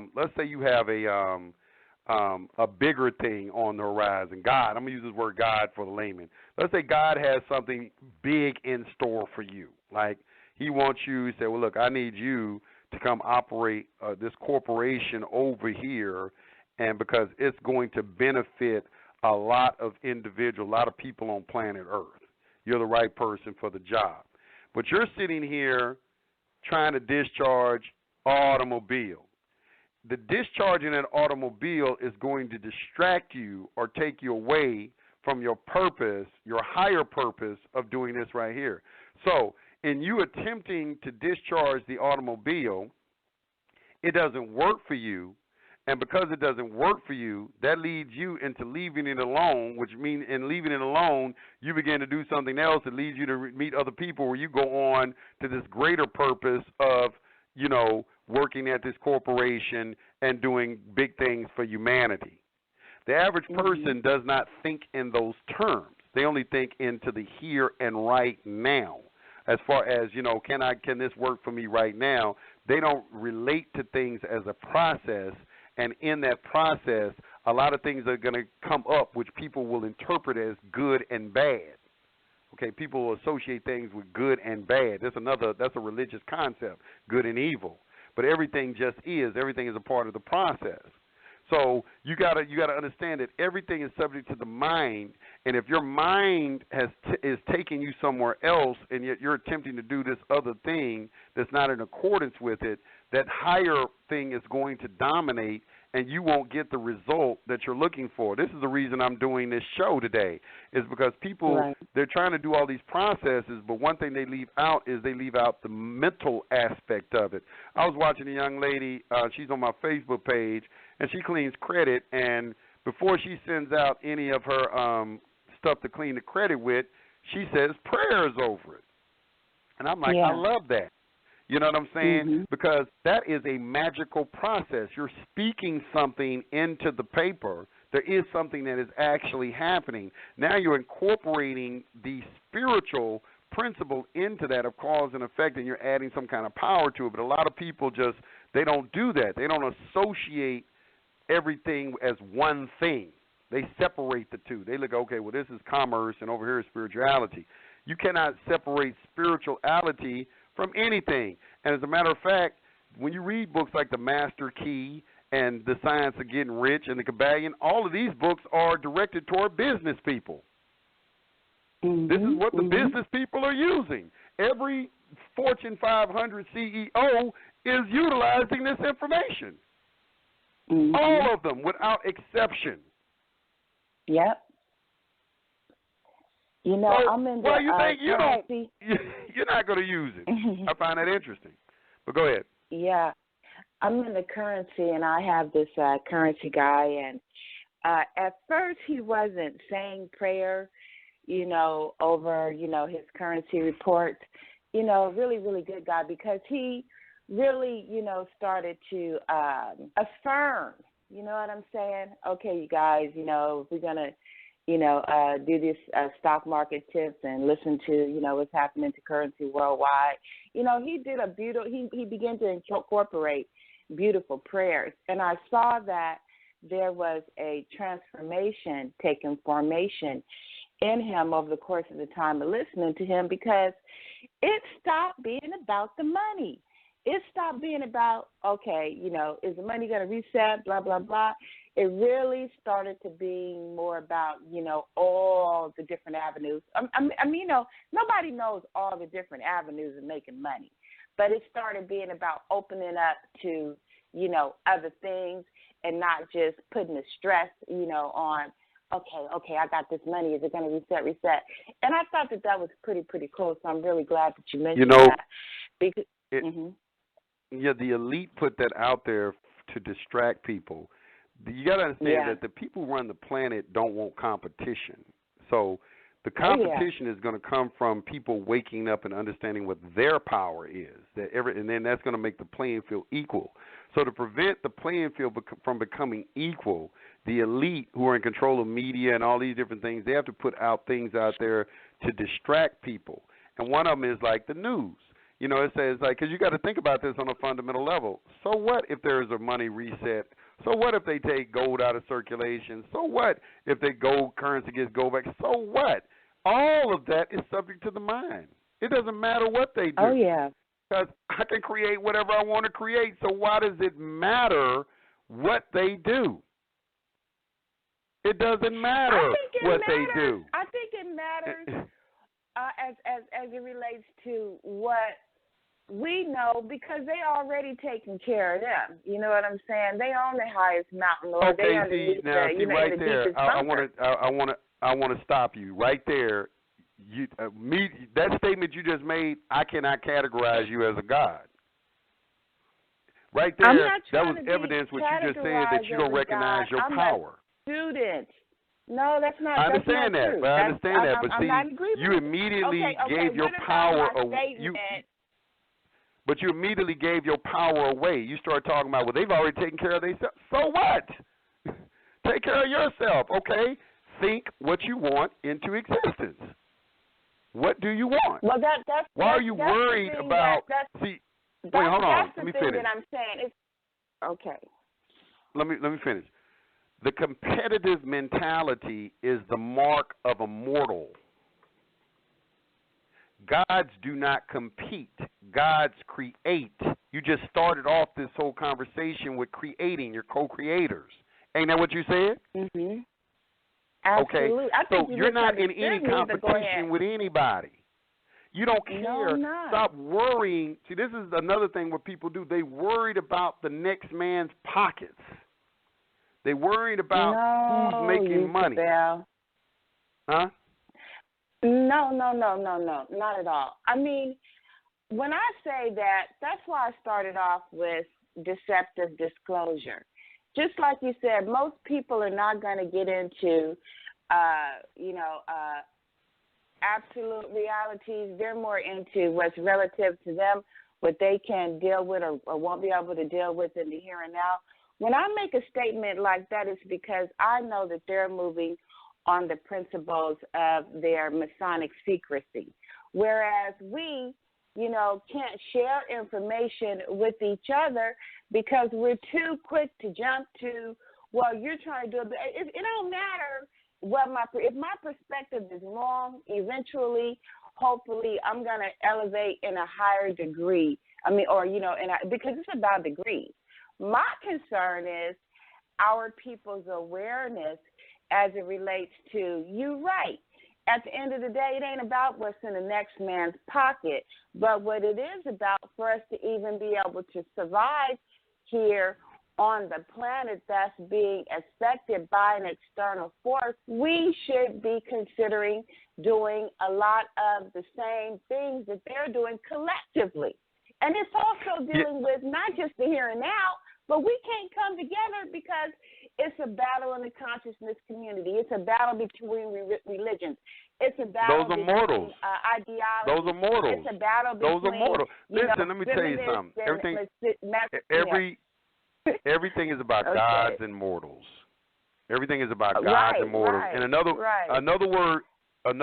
way gods and mortals can be expressed is masters and slaves. Okay? I agree. Slaves deal in effects. Gods deal in causes. Okay? So slaves are physical. They're physical creatures. Okay? They have no spiritual insights or anything like that because the causal plane is spiritual. So when you're dealing with, you have to let slaves be slaves. Okay? You cannot change a slave. You cannot take a horse to pasture, make him drink. This is why there's secrecy too, because in the Bible it says, "Do not cast your pearls before swine." All right, do you really believe that when you say let slaves be slaves? Do you believe that all these people, like it says on the Georgia Guidestone, should die because they have a slave mentality? Is that what you're saying? No, I don't think that they should die. I think that what's going to happen is nature is going to dictate how many people should be on the planet. That's another thing that man always tries to do, is just like it says in the Kybalion, under their folly, they think that they can go against the laws of nature. When this planet has too many people to accommodate it, planet Earth will take care of it. There's been many natural disasters that are wiped out. I don't understand why man don't understand that. It's like if planet Earth gets tired of you, there'll be a natural disaster to wipe out everybody. There'll be a flood or a meteor shower. Something's going to happen to reduce the population of the planet when planet Earth no longer, it'll start having earthquakes. Planet Earth, Mother Earth is intelligent. She is a being. She's a higher evolved being. She's a higher intelligence, right. It's a higher intelligence. So when you get to a point where when she starts, like when they dropped that atomic bomb on Earth, and they had to cease and desist all of that stuff. When the planet Earth gets to the point where she cannot tolerate man anymore, trust me, there will be a natural disaster in the form of some disease, some sort of natural disaster that will take care of man. Man will get taken care of as long as he is, because it's cause and effect. If you keep violating the laws of nature, there's an effect associated with it. There's something that's going to happen that's going to violate it. Now, if that comes in the form of people having, let's talk about that. Let's talk about because I think in the Georgia Guidestones it said they had to reduce the population of the earth to like 500 million people. which is knocking off roughly almost 90% of the people on planet Earth. Right. Now, what are they trying to say? Are they saying that people are just going out having sex indiscriminately, having babies by multiple people, and without a purpose to that? Does that necessarily imply that in having children there should be some sort of purpose to having children? Meaning, like in the Bible, if you had a business, what would dictate the number of sons or children you would have is be your business, or how many wives you have. Because because businesses are all family operated. That's something else we don't understand, is that businesses are family things. They're family things. All these businesses are family run and operated. Your business, your family is your business. When you go to college, you're supposed to be coming back doing something for the family business or something like that. But people are going out and working for other family businesses, enriching their businesses and everything like that, So we got these concepts messed up in our mind, and maybe the Georgia Guidestones is referencing that, that people are going out and they're just having children, and it's really without any rhyme or reason. You're just going out, they're just really the result of some lower-based desire, some pleasure or something like that. That could be why. But I'm of the mind that the planet Earth will take care of any overages that are happening on the Earth. Man, that's not for man to decide. Man doesn't give life. Man is not supposed to take life. You didn't give it. There's no way that you can make a determination on who lives or dies. I don't think that's within the power of somebody else to do. I think there is going to be, but I think this is what the elite does do. I think the elite, what they do is they make a lot of opportunities for you to kill yourself. Like with the like with the food, they are being absolved of any liability on the type of food that is being put out because you've made the decision not to grow your own food. You made that decision, so you are putting your hands in somebody else's hands. And say what? That's true to a degree. But if that's not true to a degree, that is true. Well, no, nobody else is responsible for providing anything for you. You're responsible for providing for yourself. That's not no degree to it. That's the truth. Nobody is responsible for educating your children. Nobody is responsible for feeding you. Nobody is responsible for you but you. And you all around you, you have earth. The earth provides foods in abundance. All you got to do is put a seed in the damn ground anywhere on this planet, and you have sustenance. I mean, but I'm talking about where they have willfully poisoned water systems. I mean, you can look at, what they're doing, what they did, in Flint, Michigan. If you got a seed, you don't want to water it with poison water. Okay, so let me ask you this. Why you can't purposely poisoned it. Okay, well, let me ask you this. Why you can't put something together in your backyard which will catch rainwater and purify your own water, or go and dig you a well in the ground and get your water out of the ground? It'll be pure. Why you can't do that? We can do that. I mean, it's almost okay. So thank you. So now, what I'm trying to say. Let me finish. Let me just really quickly finish my thought. But it's the same thing as poisoning the water. They poison the atmosphere. So not only am I going to have to, purify the water, right, or catch some rainwater, I'm going to have to put it in a filter because worldwide they chemtrail the atmosphere, so that water is coming down and so highly polluted with all kind of, agents for whatever the case may be. Let me ask you a question. Let me ask you a question. All right, let's ask a question. Okay, we got the presidential debates going on right now.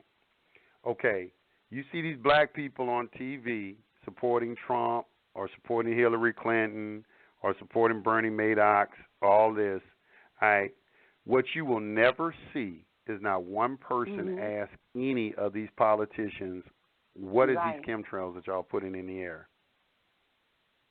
They focus on foolishness. All right, so you keep saying they did this or they did that. Okay, they are doing this because, number one, you are allowing them to do it because you focus on foolishness and things that are of no of no matter. And this was talked about in the protocols of the Learned Elders of Zion. It says they're going to keep people's attention on foolishness, things that are really of little or no concern. When you get in these presidential debates, I can't even watch it. It just be like some bullshit. Y'all really be sitting there getting into the debate and getting mad over topics. That's bullshit. Some bullshit topics. Those are distractions. I mean, talk about something that matters. They're having debates over things that really of no concern. None. Yeah. I mean, and nobody, even in and our you own community. We don't talk about, I mean, I could give a damn about Trump or Hillary. That's not going to be my topic of conversation. I don't care what none of them are talking about. But I am looking at what we as a community collectively are talking about. And what we are talking about is a bunch of bullshit, too, as it relates to, we got to know about our history. But how is that helping us make sure we secure a future for ourselves and our children when you do got Zika virus, you do got chemtrails, you do got poison water, and every damn thing else is going on the planet as relates to getting us or getting slaves up off the planet? Or, wait, okay. So, Yusef, are you familiar with the Lost Books of Inky? Yes, I'm familiar with it. I mean, somebody put that out. Okay. That's a recent publication, but I'm familiar with it, yeah. Okay. Do you know who Inky is, first of all? Yeah, I'm getting ready to get into it. That's one of my topics, too, because I'm trying to go back as far as I can as it relates to the origin and why we're here as it relates to our purpose. Because you did say something really important. This is about masters and slaves. And what it is, how we see ourselves as our person, because our purpose right now haven't been about a whole lot. We don't even conceive co-creatorship. Because like you said, if it's about getting a remedy and you giving it to me without me having to study, I'm all good with that. But if it's about me having to figure out how I'm going to produce my own food, my own clothing, shelter, the basic needs, as my dad used to say. My father used to say, as far as me and your mama, we're only responsible for food, clothing, and shelter around here. You know what I'm saying? If you want to be educated, that's up to you. You got to want that. We're going to do our part, make sure you do what you do. But at the same time, going back to these creation stories, and I don't know, it just makes me cringe when men start talking about this feminist stuff, because at the same time, we don't recognize that when you go back to one of the creation stories as it relates to Enlil and Enki, I've been trying to go further back than that, but my mind has not elevated. I'm not that great of a student where I could deal with the triple darkness and the Apsu and all that. It will get there, but I'm not there yet. But one thing that I did notice is that when Enki decided that he was going to cohabitate with these hominids and they would be able to create a man, before the hominid species, a female could even conceive a child, the scientists were women. They were co-creators that had to put that gene in there that came from the Anunnaki to be able to get her to the place where she could be able to conceive what it is known as the human species today. So when I think about that and those things that they did, from not just mining the gold for whatever purpose, because, we've been told a particular purpose. And I also think one thing you said that was kind of important, too, is we cannot take away from the credence of, okay, yeah, we're reading a whole lot of books, but we also have psychic abilities. We have the ability to be able to channel. We have the ability to be able to, think up things as it relates to how, the different principles work to be able to build up on something that's going to take us to, the greatness that we have. Because I'm not into calling myself a God, and I'm looking at or anybody else calling themselves a God, and, you know, their condition may not reflect that, you know. So when you get to a point where you can utilize, you know, examples from history, that's like very I talked true. about. That's very Yeah. true. That's but you know what you'll do is you'll start to manifest it on different levels, though. When you in coming into your God or goddesshood, and let me correct you on first things. The Anunnaki who were conducting those experiments, those scientists were men and women. It's just the women they were using test tube babies and they were placing it into the female Anunnaki. And then when these hominids were born, the result of that is that they were genderless. They weren't males or females. As a matter of fact, it took them about 600 years to perfect the scientific experiments that they were conducting on these hominids. And this is where you have the missing link. If you've ever heard them talk about the missing link, where they cannot understand how these hominids went from these primitive man one day and within 600 years went to developing civilizations for themselves. And this is explained in the Sumerian tales. But this God concept, and the reason you say God, and you're absolutely correct, you should not be really utilizing that if you've not manifested or have some type of demonstration. But what happens is that, and coming into your godhood, it's a series of degrees. You start with small things. For instance, like, okay, yeah, you may not live in a big fancy house or drive a big fancy car, but you start with something small. You start saying, okay, let me see, I need $500 next week. Let me see if I can manifest it. And then you get to a point where you can do that on a regular basis. And then you start, and as you begin to convince yourself that it is real, you move on to bigger and better things. So it's not just, you're not just not a god or a goddess because you haven't manifested all of these spectacular things that the world sees. You're a god if you can make $500 come into your life. Because you're utilizing your psychic abilities. You're utilizing the abilities that are innate into you. You begin to manifest it on a much bigger level as your faith begins to grow. As the more and more you become convinced in the process that it works, as well as how the process works itself. Because a lot of people don't believe the process works because they don't understand the time lapse that is involved in it. We're in a microwave generation, so we expect something to happen immediately. When some things happen immediately and some things take a couple of months to happen.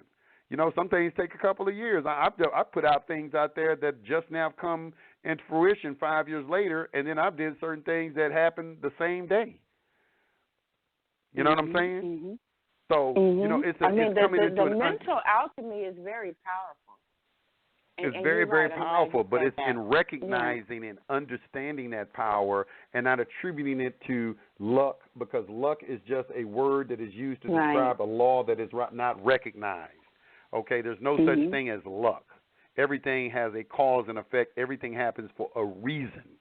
Okay, so there's no such thing as luck. Okay, or like some people like to say, luck is preparation when preparation and opportunity meet.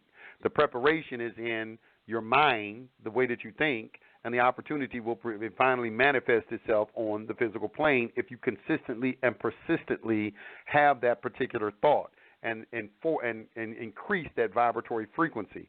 That's why it's like working a muscle. You know, it's like, you know, are you any less of a man because you can't go into the gym and bench press 225 pounds?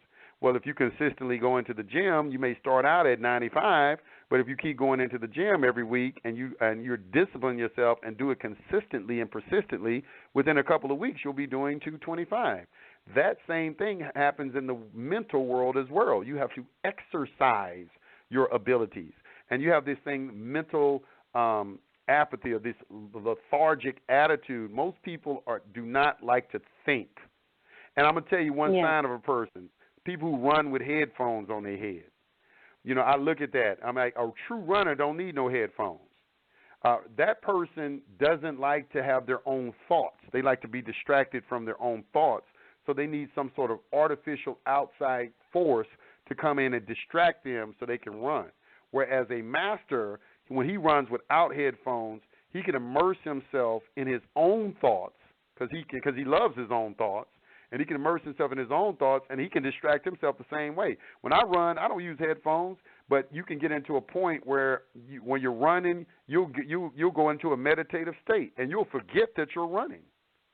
You'll forget that you're running, and that's the secret of running like long distances for 30, 45 minutes and things like that, because you're in a meditative state and you're immersed in your own thoughts. But, so these are the differences. Some people, they don't like to think. A lot of people do not like to think, because thinking is the most laborious activity that you can engage in, what's called constructive thought. Most people are allowing their thoughts to regulate them. But to actually go into a mode where you are in control of your thoughts takes a lot of effort, and most people don't like to put out that kind of effort. And that is why there's always going to be masters and slaves, because the lethargic person that refuses to think for themselves is always going to be subject to the person who does all the thinking. And that is that you either have a plan for yourself or someone has one for you, but you're going to follow a plan. Right. You're going to follow a plan. Right. There's no such thing as not following a plan. You're going to follow a plan. You're either going to be the ones going to create it for yourself, or somebody's going to create it for you. And the people who refuse to think for themselves are allowing other people to think for them and creating it for them. And that is the definition of a slave and a master, or a god and a slave, and things like gods and mortals and things like that. People, that's what I mean when I use the term God and mortal, is a person that refuses to think for themselves, to put out the necessary expenditure of energy and constructive thought to manifest something for themselves, because that requires effort, and most people don't want to put out the effort. You're right. I mean, and that was that's clear as day. You couldn't put it no clearer than that. And I'm always front and center on your natural law class. And thank you so much for taking my call, Yusef, because I could talk on and on and on, but I'm sure you got to take other calls. Okay, thank you. Appreciate it. You're welcome. Let me go. Okay, peace, sister, peace. Peace to the guys. You have a wonderful day. Let me go back to Georgia real quick. I think just jumped out of queue. Okay. Well, let's get back to the Kybalion. Georgia jumped out of queue. I had you lined up, then you jumped out of queue.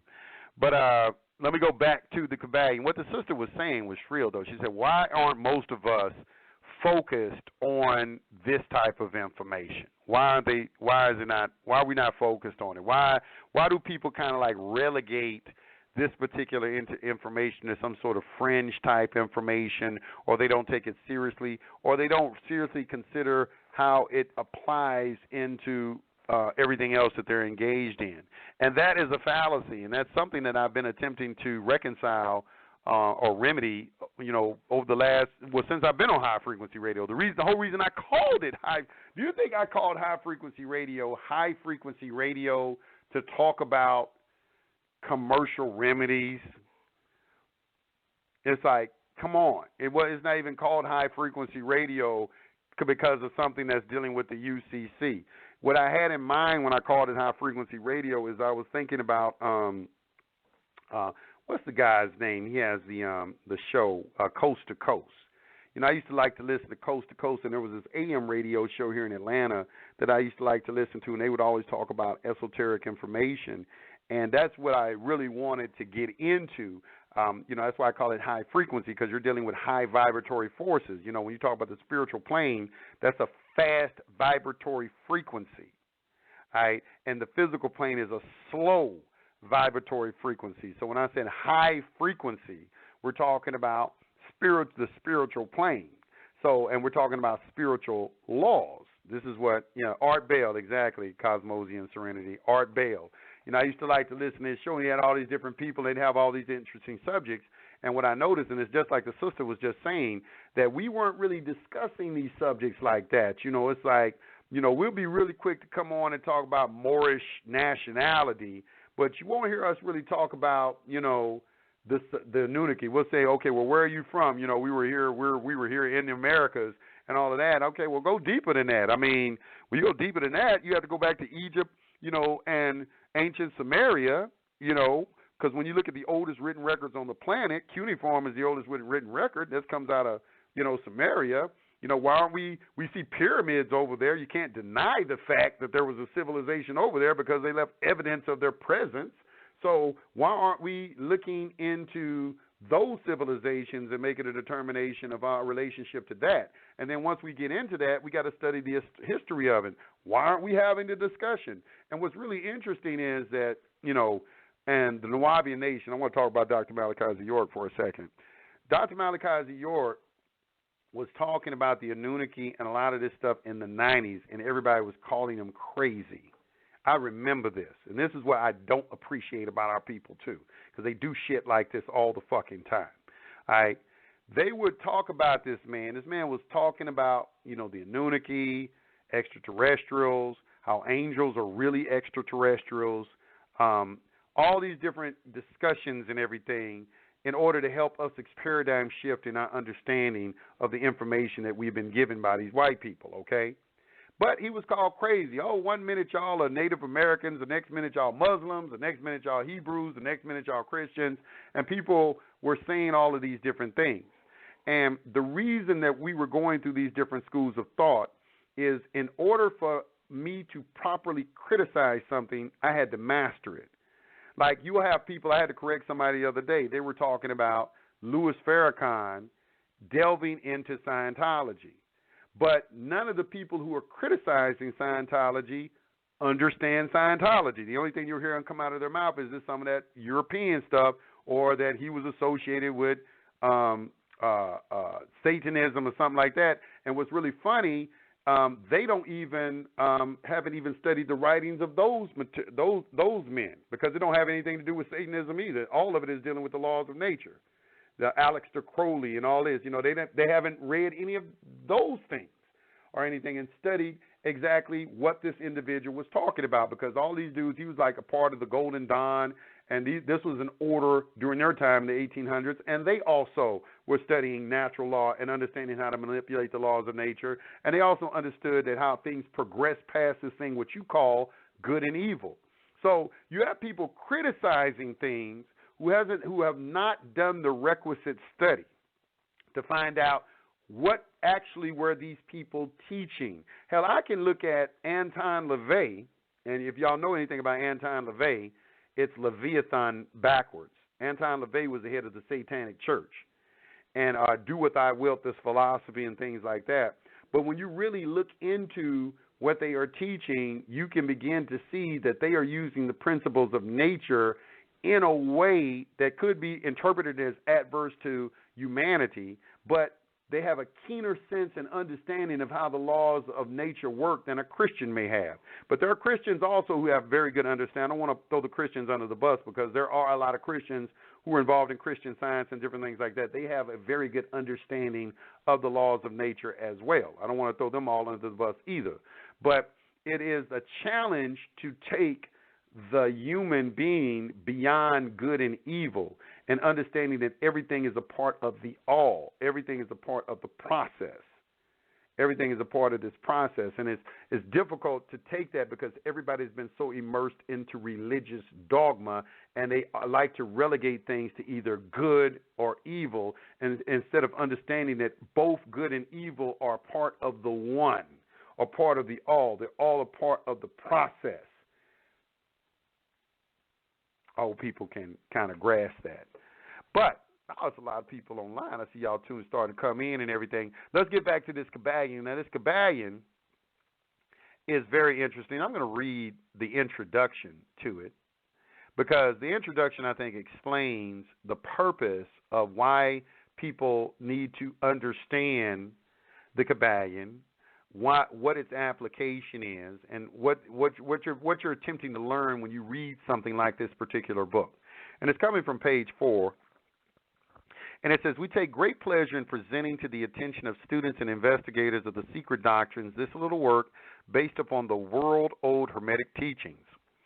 There has been so little written upon this subject, notwithstanding the countless references to the teachings and the many works upon occultism, that the many earnest searchers after the arcane truths will doubtless welcome the appearance of the present volume. The purpose of this work is not the enunciation of any special philosophy or doctrine, but rather is to give the students a statement of the truth that will serve to reconcile the many bits of occult knowledge that they may have acquired, but which are apparently opposed to each other and which often serve to discourage and disgust the beginner in the study. Our intent is not to erect a new temple of knowledge, but rather to place in the hands of the student a master key with which he may open the many inner doors in the temple of mystery through the main portals he has already entered. There is no portion of the occult teachings possessed by the world which have been so closely guarded as the fragments of the Hermetic teachings which have come down to us over the tens of centuries which have elapsed since the lifetime of its great founder, Hermes Trismegistus, who I would call, this is Thoth, this is Tahuti. They keep referencing him as Hermes, but his name is Tahuti, okay? The scribe of the gods who dwelt in old Egypt in the days when the present race of men was in its infancy. Contemporary with Abraham, and, if the legends be true, an instructor of that venerable sage, Hermes was and is the great central sun of occultism, whose rays have served to illumine the countless teachings which have been promulgated since his time. All the fundamental and basic teachings embedded in the esoteric teachings of every race may be traced back to Hermes or Tahuti. Even the most ancient teachings of India undoubtedly have their roots in the original Tahuti teachings. From the land of the Ganges, many advanced occultists wandered to the land of Egypt and sat at the feet of the master. From him they obtained the master key, which explained and reconciled their divergent views, and thus the secret doctrine was firmly established. Now, I want to stop right here. This is a very important paragraph because what it's talking about is how it reconciled your apparent divergent views. This is what the religious person should be listening to very closely. This is why when you go in these Masonic temples, they have all the religions listed under one and everything, because they have this. They understand how to reconcile the differences in the religion. That's why they can stand above all of you and watch all of you go into disagreements and fight amongst yourselves, and you can't even come to an understanding and a consensus that God is one, and he's present in all of the religions. You just know, you have to know how to find him. And how you find God is understanding his laws. So if anybody's teaching you not to understand or study the laws, even in the Bible, you read in the Bible constantly, it makes reference to people studying God and his laws. Even in the New Testament. From the land of the, and let me give you an example of what I'm talking about. I have to stop right there. And let me give you an example of what I'm talking about.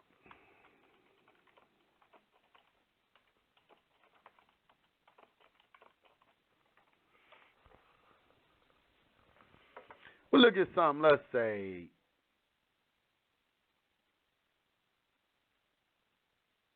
Psalms 19:7. The law of God is perfect, refreshing the soul. The statutes of the Lord are trustworthy, making wise the simple.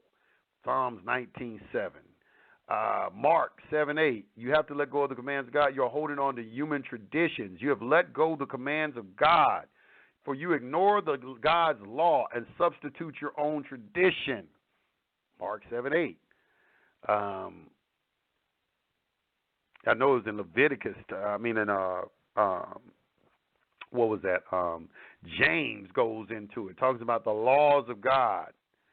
Everyone who practices sin also practices lawlessness, and sin is lawlessness. And that's what sin means. Sin means to go against the law. 1 John 3:4. What's another one? And then when you get into the book, and I want to caution everybody, when you get into the books of Paul, that's where you start to see this thing where it starts like funny about the law. But James, if, however, you are fulfilling the royal law of the Scripture, you shall love your neighbor as you love yourself, you are doing well. But if you show partiality, you are committing sin and are convicted by the law as transgressors.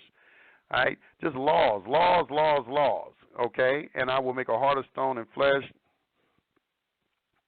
And, well, you got Ezekiel in the New Testament, but read these and go into the Bible, and also in the Catholic Bible is replete with it. Go in there and look and see every time you see this word law pop up. Just start to pay attention to it. Okay, how many references you're going to see to God's law. You're going to see it over and over and over again, okay?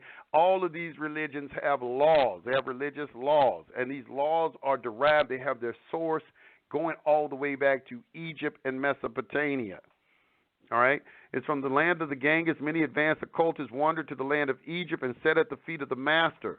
From him they obtained the master key, which explained and reconciled their divergent views, and thus the secret doctrine was firmly established. From other lands also came the learned ones, all of whom regarded Hermes as the master of masters, and his influence was so great that in spite of the many wanderings from the path on the part of the centuries of teachers in these different lands, there may still be found a certain basic resemblance and correspondence which underlies the many and often quite divergent theories entertained and taught by the occultists of these different lands today. Now, this is real interesting, too, because this is what you find in religion. You find that a lot of people have wandered off the path, and a lot of men have started to teach things in their own way, and over the centuries it's become watered down. Another reason why you have to learn something that is immutable, because when you learn something that is immutable, it's not subject to this watered down opinions or interpretations that you're being subject to. If you start with the law and progress from there, you can get a clearer understanding of what these spiritual books are trying to convey to you. And what it is that they're trying to convey, is trying to tell you that you're a God. That's what they're trying to tell you. All of them are trying to tell you that. Okay. Let's go. Let me finish this, and then I'll take a call. It says, the student of comparative religions will be able to perceive the influence of the Hermetic teachings in every religion worthy of the name now known to man, whether it be a dead religion or one in full vigor in our own times. There is always a certain correspondence in spite of the contradictory features, and the Hermetic teachings acts as the great reconciler. Well, there you go, for all you religious people. All right, this is the great reconciler, okay? If you are a student of comparative religious study and you learn the principles that are contained in this book, when you read any religion, you will be able to understand at what point the religions diverge and why they diverged. Because what happens is a lot of people put a lot of faith in men. We got a lot of men worshipers out there. You know, you got a lot of people out there that worship Noble Drew Ali. I don't worship Noble Drew Ali. I don't give reverence to people like that. I don't worship Dr. Malachi Z. York. I don't worship any of the prophets. I don't worship Moses. I don't worship any of these people. I don't worship Jesus because he tells you don't. He said, I'm a man. He said, you're supposed to worship God, God only. But people do this. They have taken men and they have made them objects of worship. They are involved in idolatry. They are idols to these people, all right? And that is a mistake, okay, because they're giving away their power, okay? Where are all the prophets of today? Where are all the great men of today? Why do so many people spend so much time trying to idolize men of the past instead of being a great man of today and establishing a legacy for yourself? I find that very interesting.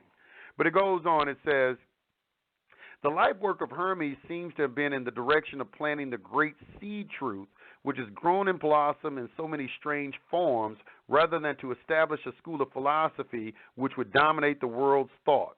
But nevertheless, the original truths taught by him have been kept intact in the original purity by a few men in each age, who, refusing great numbers of half-developed students and followers, followed the Hermetic custom and reserved their truth for the few who were ready to comprehend and master it.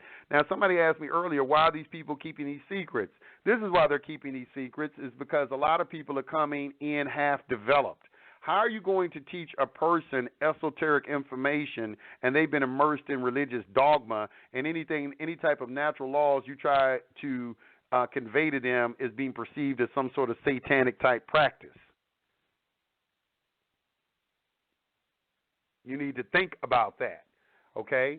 That is why this was the origin of witch trials and things, all of these things which were instituted by religious zealots, maniacs, crazy people, okay? That's why they keep it secret. I mean, I just tell you the truth. That's why they keep it secret. From lip to ear, the truth has been handed down among the few. There have always been a few initiates in each generation in the various lands of the earth who kept alive the sacred flame of the Hermetic teachings, and such have always been willing to use their lamps to relight the lesser lamps of the outside world when the light of the truth grew dim and clouded by reason of neglect, and when the wicks became clogged with foreign matter. There were always a few to tend faithfully to the altar of the truth, upon which was kept alight the perpetual lamp of wisdom. These men devoted their lives to the labor of love, which the poet has so well stated in his lines. Oh, let not the flame die out. Cherish age after age in its dark cavern, and its holy temples cherished. Fed by pure ministers of love, let not the flame die out. These men have never sought popular approval nor numbers of followers. They are indifferent to these things, for they know how few there are in each generation who are ready for the truth, or who would recognize it if it were presented to them. They reserve the strong meat for men, while others furnish the milk for babes. They reserve their pearls of wisdom for the few elect who recognize their value and who wear them in their crowns, instead of casting them before the materialistic, vulgar swine who would trample them in the mud and mix them with their disgusting mental food. But still, these men have never forgotten or overlooked the original teachings of Hermes regarding the passing of the words of truth to those ready to receive it. With each teaching is stated the Kybalion as follows: where fall the footsteps of the master, the ears of those ready for his teachings open wide. And again, when the ears of the student are ready to hear, then cometh the lips to fill them with the wisdom. But their customary attitude has always been strictly in accordance with the other Hermetic aphorism, also in the Kybalion: the lips of wisdom are closed except to the ears of understanding. There are those who have criticized this attitude of the Hermeticists and who have claimed that they did not manifest the proper spirit in their policy of seclusion and reticence. But a moment's glance back over the pages of history will show the wisdom of the masters, who knew the folly of attempting to teach to the world that which it was neither ready or willing to receive. The Hermeticists have never sought to be martyrs, and have instead sat silently aside with a pitying smile on their closed lips, while the heathen rage noisily about them, in their customary amusement of putting to death and torture the honest but misguided enthusiasts who imagine that they could force upon a race of barbarians the truth capable of being understood only by the elect who have advanced along the path. Right here is your answer of why there are slaves, why there are certain information was not disseminated to the general population, and because of this religious mindset that is prevalent on the planet that has stymied the development, the spiritual development of all people on this planet from coming into a conscious realization of the spiritual power that they possess. And this is what they said, it's called the spirit of persecution, has not as yet died out in the land. There are certain Hermetic teachings which, if publicly promulgated, would bring down upon the teachers a great cry of scorn and revilement from the multitude, who would again raise the cry of crucify, crucify. In this little work, we have endeavored to give you an idea of the fundamental teachings of the Kybalion, strive to give you the working principles, leaving you to apply them yourselves rather than attempt to work out the teachings in detail. If you are a true student, you will be able to work out and apply these principles. If not, then you must develop yourself into one, for otherwise the Hermetic teachings will be as words, words, words to you. And couched in this is some very good wisdom for someone to take from, is, especially if you're utilizing these commercial remedies, is that you have to learn the principles so you know how to apply them yourself.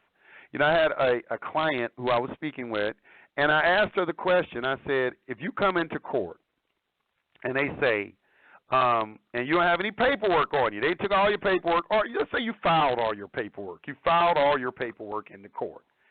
And someone says to you, what is this stuff? Are you trying to pay for a case? You can't pay for no case. Why do you think you can pay for a case? You can't pay. I had an attorney tell me this. Tell me you can't pay for a case. All right. What that attorney is doing is they're challenging you. They're trying to see what you know. Okay? All right? So, and people don't take it. Like when the other show I did the other day where the gentleman was coming in, he was trying to accept the charges, and the judge asked him, what do you mean by presentment? What do you mean by presentment? All right? And do you know what that word means? that presentment, it comes in two forms, two senses of the word. One is the presentation of a negotiable instrument for acceptance, for payment, and the other is an investigation by a grand jury without any intervention of, the state to determine whether or not something should be prosecuted. Do you know the differences in this word? So in other words, if you're standing on your own 2 feet and somebody presents something to you, okay, you're so well learned in the material that you can stand on your own with it. You don't need a crutch in the form of a document or something like that. The information has become a part of you, and you know how to apply that information in different circumstances, in each circumstance that presents itself. This is where you are attempting to get with this information, and how you get to a point where you can apply different information in different circumstances is you have to master principles, because methods are many, principles are few. So there are principles that you should be seeking to master before you attempt to really just immerse yourself in these different methods. I heard somebody say, oh, well, everybody got these different processes. No, they don't. The processes are all the same. I don't care what process you go out there and learn. It's the same because they all have to follow a certain principle. You just caught up in somebody's process. You're getting caught up in the way somebody else does something instead of trying to figure out a way for you to do it your way. Master-slave relationship. That's what I'm talking about. Blind followers, blind leading the blind. Okay, you need to find out the principles so you can develop your own remedy, your own process, something that is unique and customized to you and your purposes. And you do this by learning principles. I hope I didn't lose anybody with that. Anyway. That was the introduction to the Kybalion. What I'm going to do at this point, I'm going to take a quick break, and when I come back, the phone lines are going to be open. I want to get deeper into this subject. This is a subject that we need to get into. Yeah, we got to get into this. Okay, got to get deeper into this. But I'm going to be right back. Okay, after this, and when I come back, we're going to the phone lines. You're listening to the hottest radio network on the planet, High Frequency. The hottest radio network on the planet. High Frequency Radio Network. Sync up. You're listening to High Frequency Radio Network. We'll be right back after these messages. In this session, we're continuing to talk about specifically the mind's eye. And the first thing that we're going to do is to review definitions. I'm a great believer in being cognizant of the definition of what you're talking about. This whole series is about visualization. So again, let's address ourselves to the meaning of the term visualization. Visualization is seeing and feeling yourself in your own mind, already being, doing, and having the good that you desire. Visualization is deliberate, positive, creative dreaming of things into expression. Visualization is using the imagination consciously and willfully to be what you want to be, to do what you want to do, and to have what you want to have. Let's talk about the mind's eye, and let's review the definitions for the mind's eye from the last session. When we talk about the mind's eye, or the eye of the mind, we mean the esoteric visional faculty of God in man, which sees mental images into manifestation. The eye of the mind is God in creative action through the imagination of man. I like that. And I want you to say to yourselves, God creates through my imagination. Come on. God creates through my imagination. Remember that. It's good to know that. God creates through my imagination. Say that again. God creates through my imagination. That brings us specifically to this session's lesson titled, In My Mind's Eye. And there's a verse of Scripture here from Romans, the 4th chapter and the 17th verse. As it is written, I have made thee a father of many nations before him whom he believed, even God, who quickeneth the dead, and calleth those things which are not as though they were. I want you to pay particular attention to the words, calls those things which be not as though they were. Because here is the key to what imagination does. Here is the key to what visualization does. When you deliberately visualize something, you are calling those things which are not materially as though they were. And that your number one source for knowledge in the information age. High Frequency Radio Network. Welcome back to the Rules to the Game with your host and master teacher, Yusef-El. All right, everybody, I'm back. That audio was Reverend Ike, and you know I was introduced to Reverend Ike by a listener a couple of years back, and you know I'd always heard about the Reverend Ike that he was this prosperity preacher. All he was concerned with was getting money from the congregation and things like that. And then I took the time to actually listen to him. That's what people have to do. They have to listen to things for themselves. Stop listening to what everybody's telling you about someone or something. Because then now what you're doing is you're subjecting yourself to that person's level of understanding. But when I listened to him, I said, man, this dude is an adept. He's like a 33-degree Mason or something like that. He's, because he's kicking the laws to his congregation, and he's giving it to them in a Christian way because his listeners are Christians. So he had to figure out a way. He said, well, how am I going to teach this law of attraction, these laws of manifestation and everything, this law of abundance, and make people come into a realization that it is something that they are doing, not some invisible man in the sky, without offending the traditional notion that my congregations have of God and how God applies. And it was very skillfully crafted by Reverend Ike and his ways of doing this. If you study anything, he's teaching the law of attraction. As a matter of fact, Bob Proctor, who is one of the authors of The Secret, was a student of Reverend Ike. I don't know if people know that or not. You go ahead and investigate that for yourself. But it's really interesting once you look into the history of these individuals, who they are and their associations, and you begin to kind of get a clear picture of, exactly what it is that they're teaching. But let me go back to the phone lines real quick. Let's stop in Georgia, 678-3798. You're on High Frequency Radio. Any question or comment? Peace to the gods and the goddesses. To the gods. What's going on? Okay, so I wanted to start off with a couple things. The sister earlier, she mentioned that she mentioned something about gods and goddesses.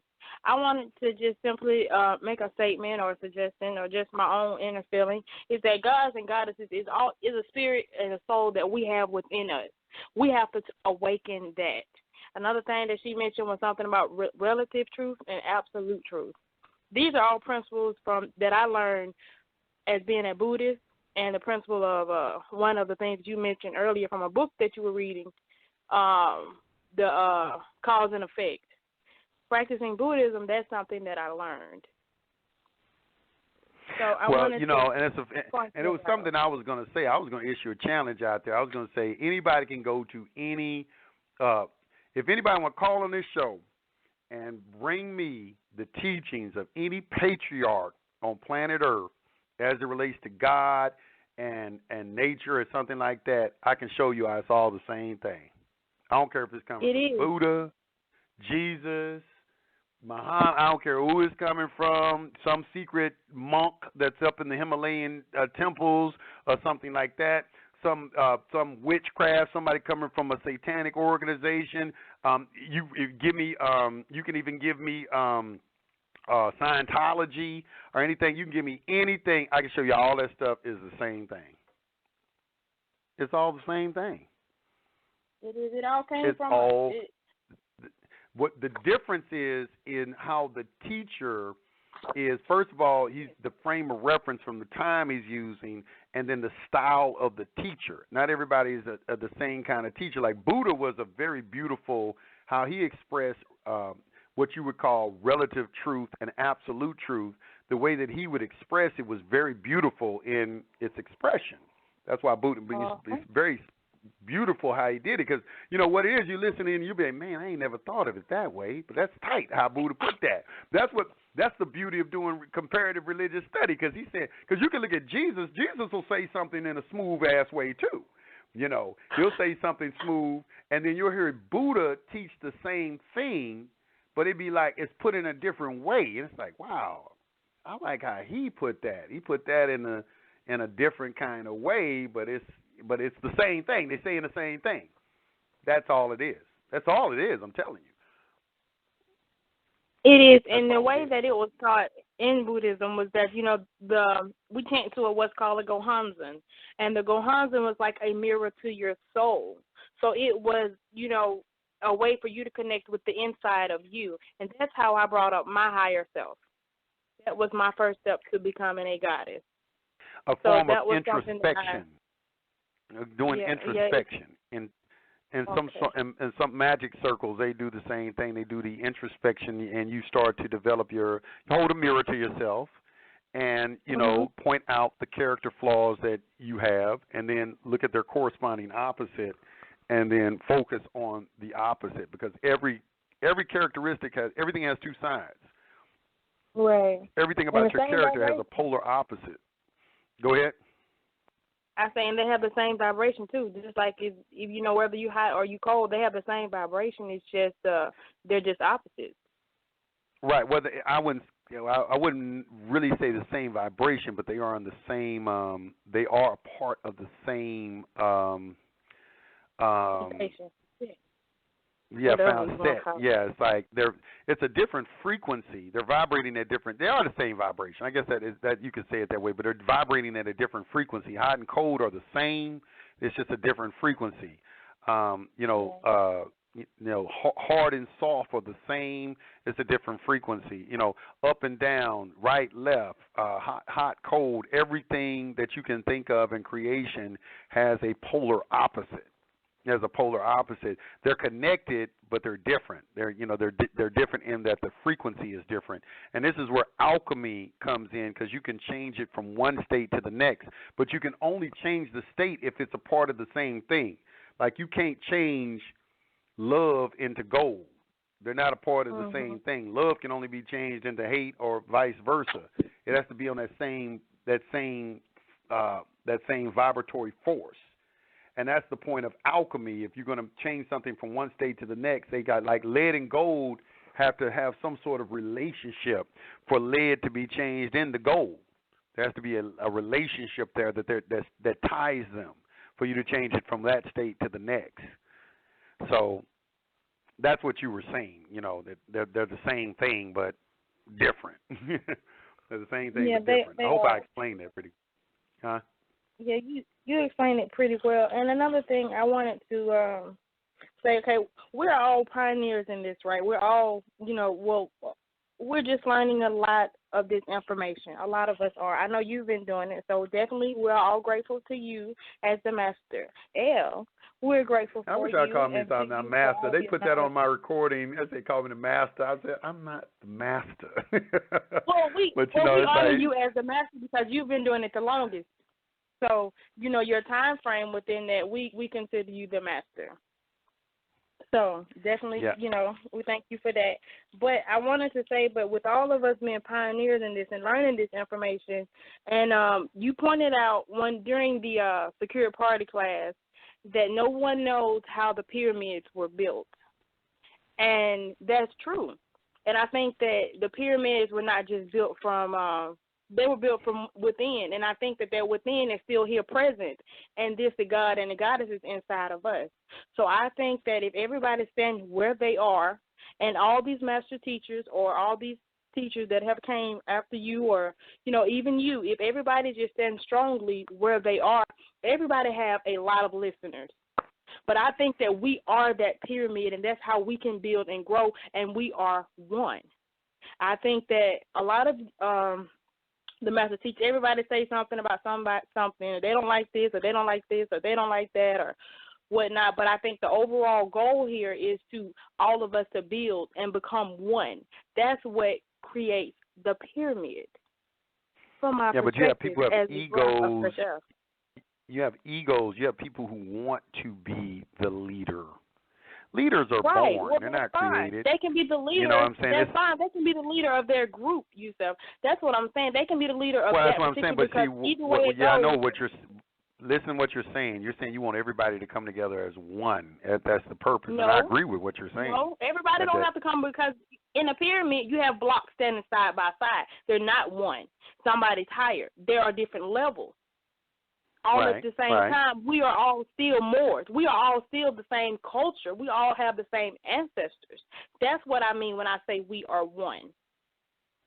Right, and what's going to reconcile those differences, because right now what you're looking at is differences that are basically, we've been kind of fragmented into different religious beliefs and things like that. And the point of a show like this is to bring together everybody as one, to make them understand that all of these people, all these teachings are the same thing.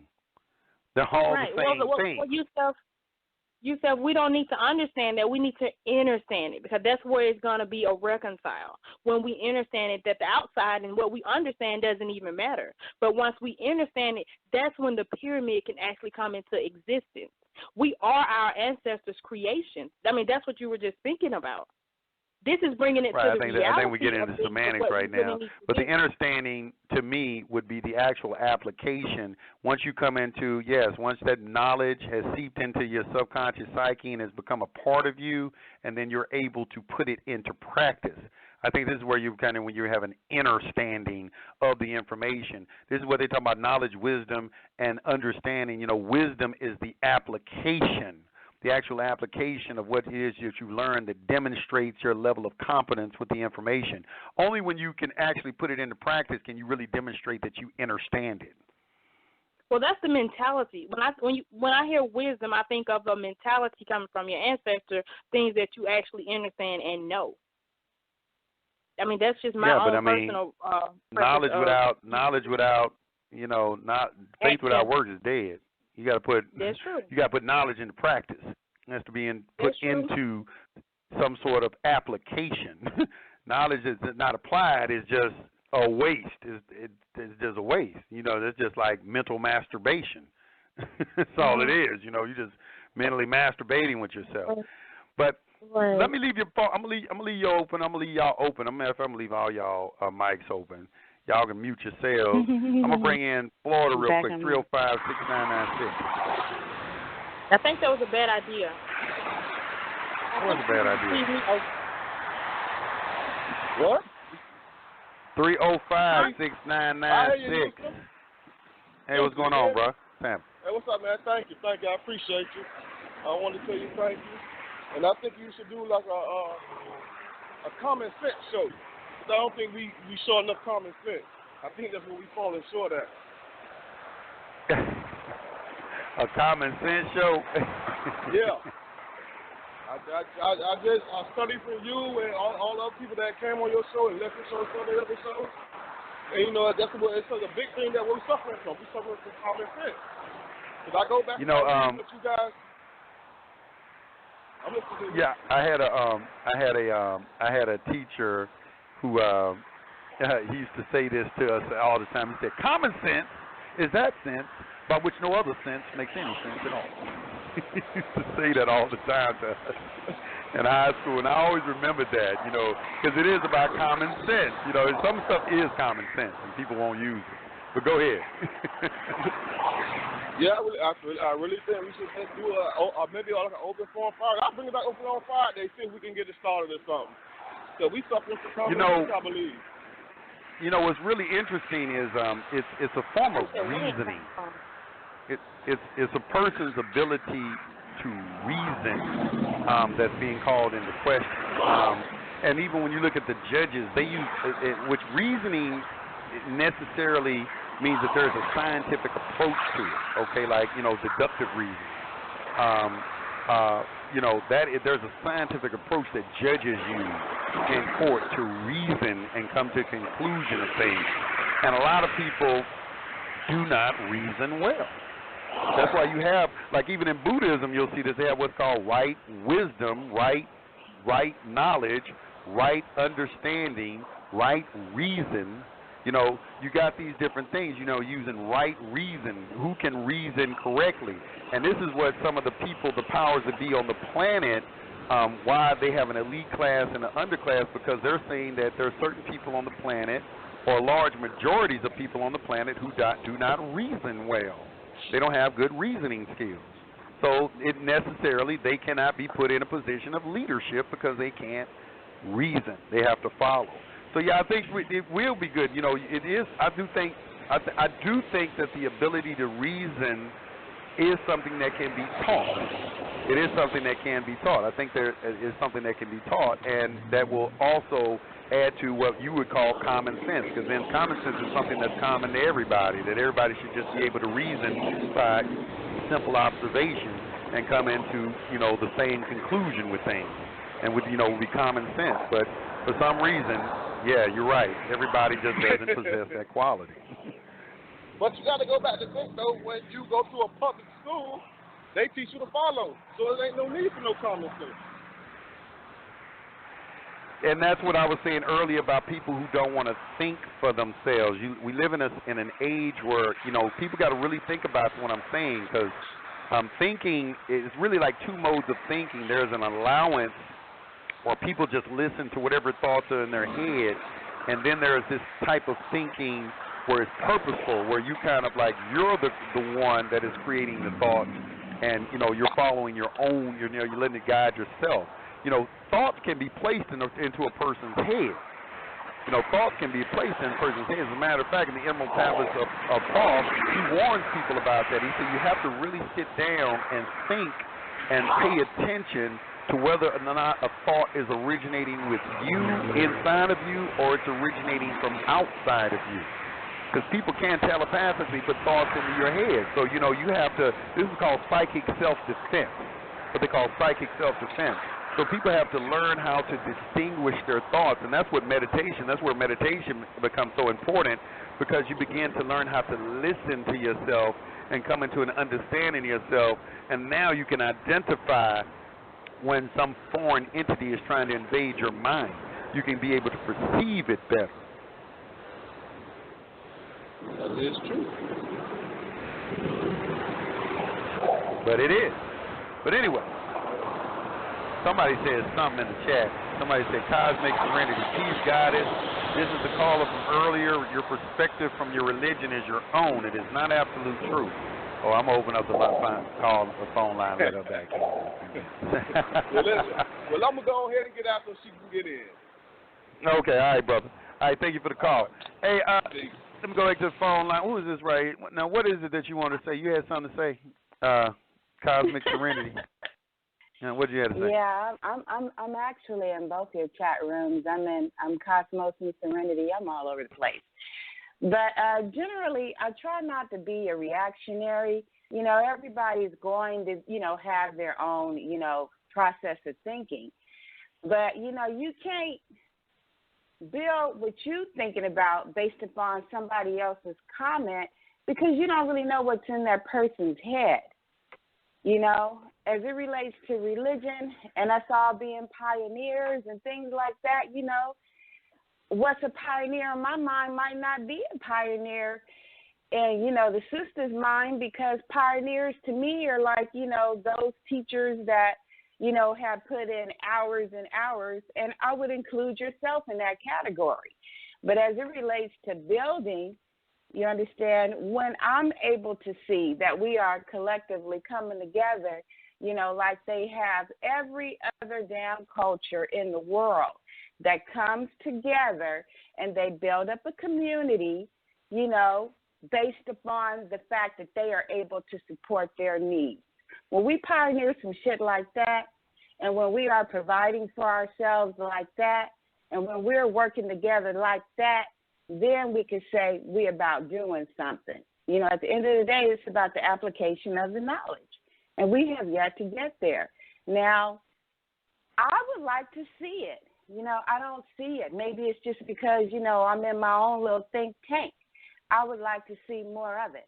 I would like to see us have prominent communities, you know, like those ones that we see in the Nation of Islam, you know, but like Dr. Malachi Z. York attempted to do. You know, I don't even know what happened with that. And as far as, I mean, I just don't see them. They may be quietly tucked away somewhere. I don't know. But that, you know, that's my thinking right there. So, you know, I'm just not in agreement with things. You know, deeds and actions speak louder than lip service. It's not about saying we this and we that and the third. And we, you know, where's the reflection? Where is the, you know, where is the end product of that? You know, that's all I want to say. All right.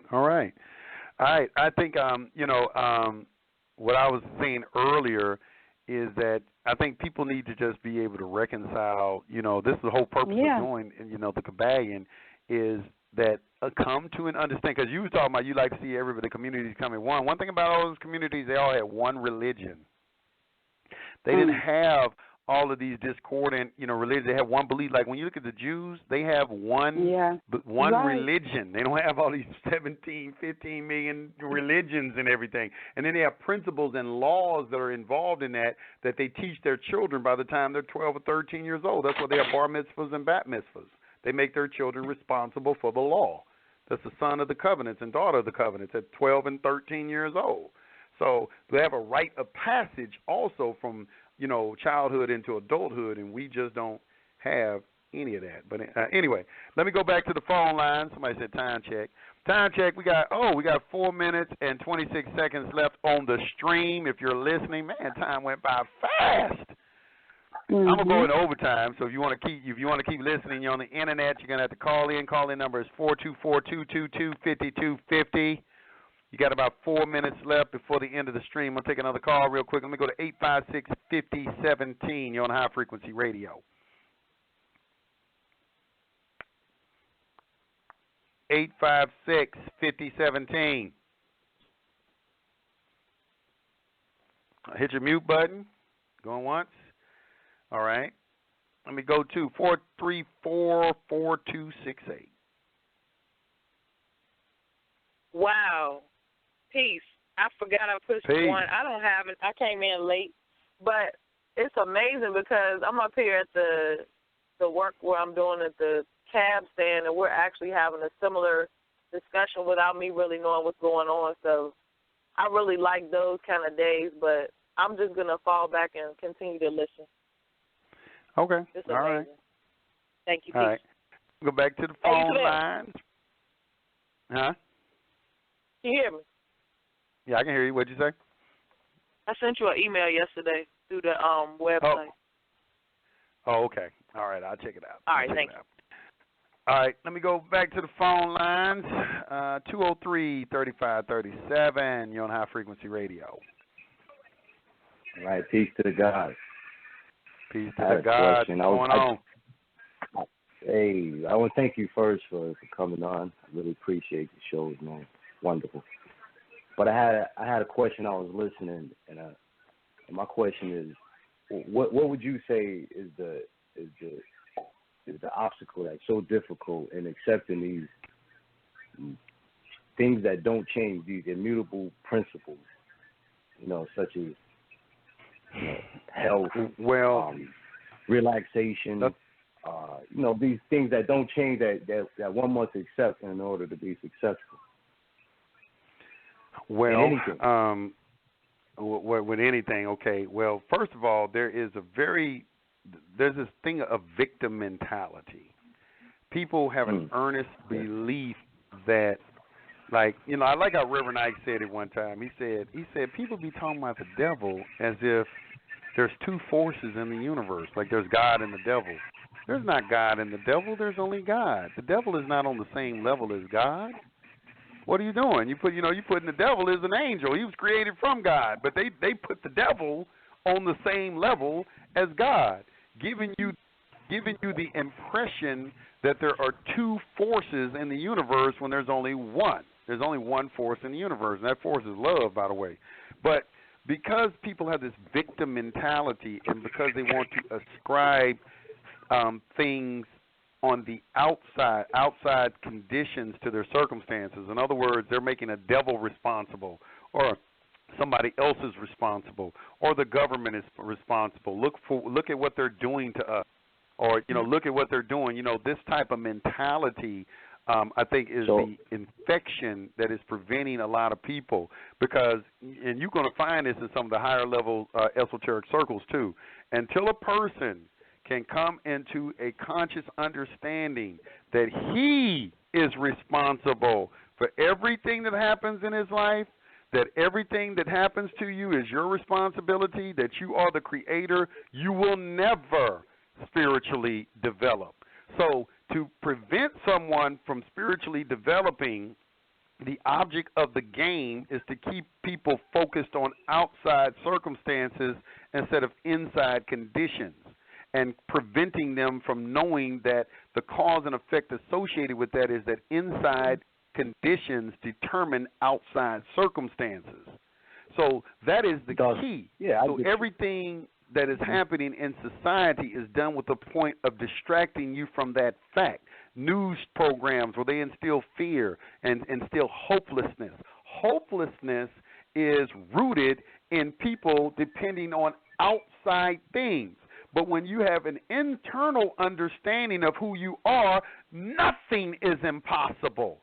So how could there be hopelessness in a situation where nothing is impossible? And you're told this in the book of Mark. It tells you this. It says nothing will be impossible for you. This is what Jesus said. Now, this is in their own religious text, but they give lip service to it. So what's preventing people from accepting this information is because they want to believe they have a victim mentality. They want to believe that there's nothing that they can do about the situation because everything that is being dictated to them is coming from outside of themselves. And that's what they truly believe. They are polarized in that belief, that there is a devil with horns somewhere, there's a man in a cloud somewhere, that they are locked in this eternal battle, that somebody's going to jump out of the sky and come save them. All of these mythological, type of interpretations of spirituality that have been handed down to us down through the centuries and watered down, they're deeply immersed in it. So it's going to prevent them from ever. The whole key to everything is understanding that it comes from the inside out, not the outside in. And if I were a devil and I wanted to put people in slavery or in some kind of way just prevent them from coming into a knowledge of the truth, everything I would do would be to keep them distracted and focused on everything on the outside. So it wouldn't matter what religion you're in. Oh, yeah, you want to be in that religion? Go ahead. Does that religion teach you there's a God in the cloud somewhere? Fine. I don't care what the name of it is.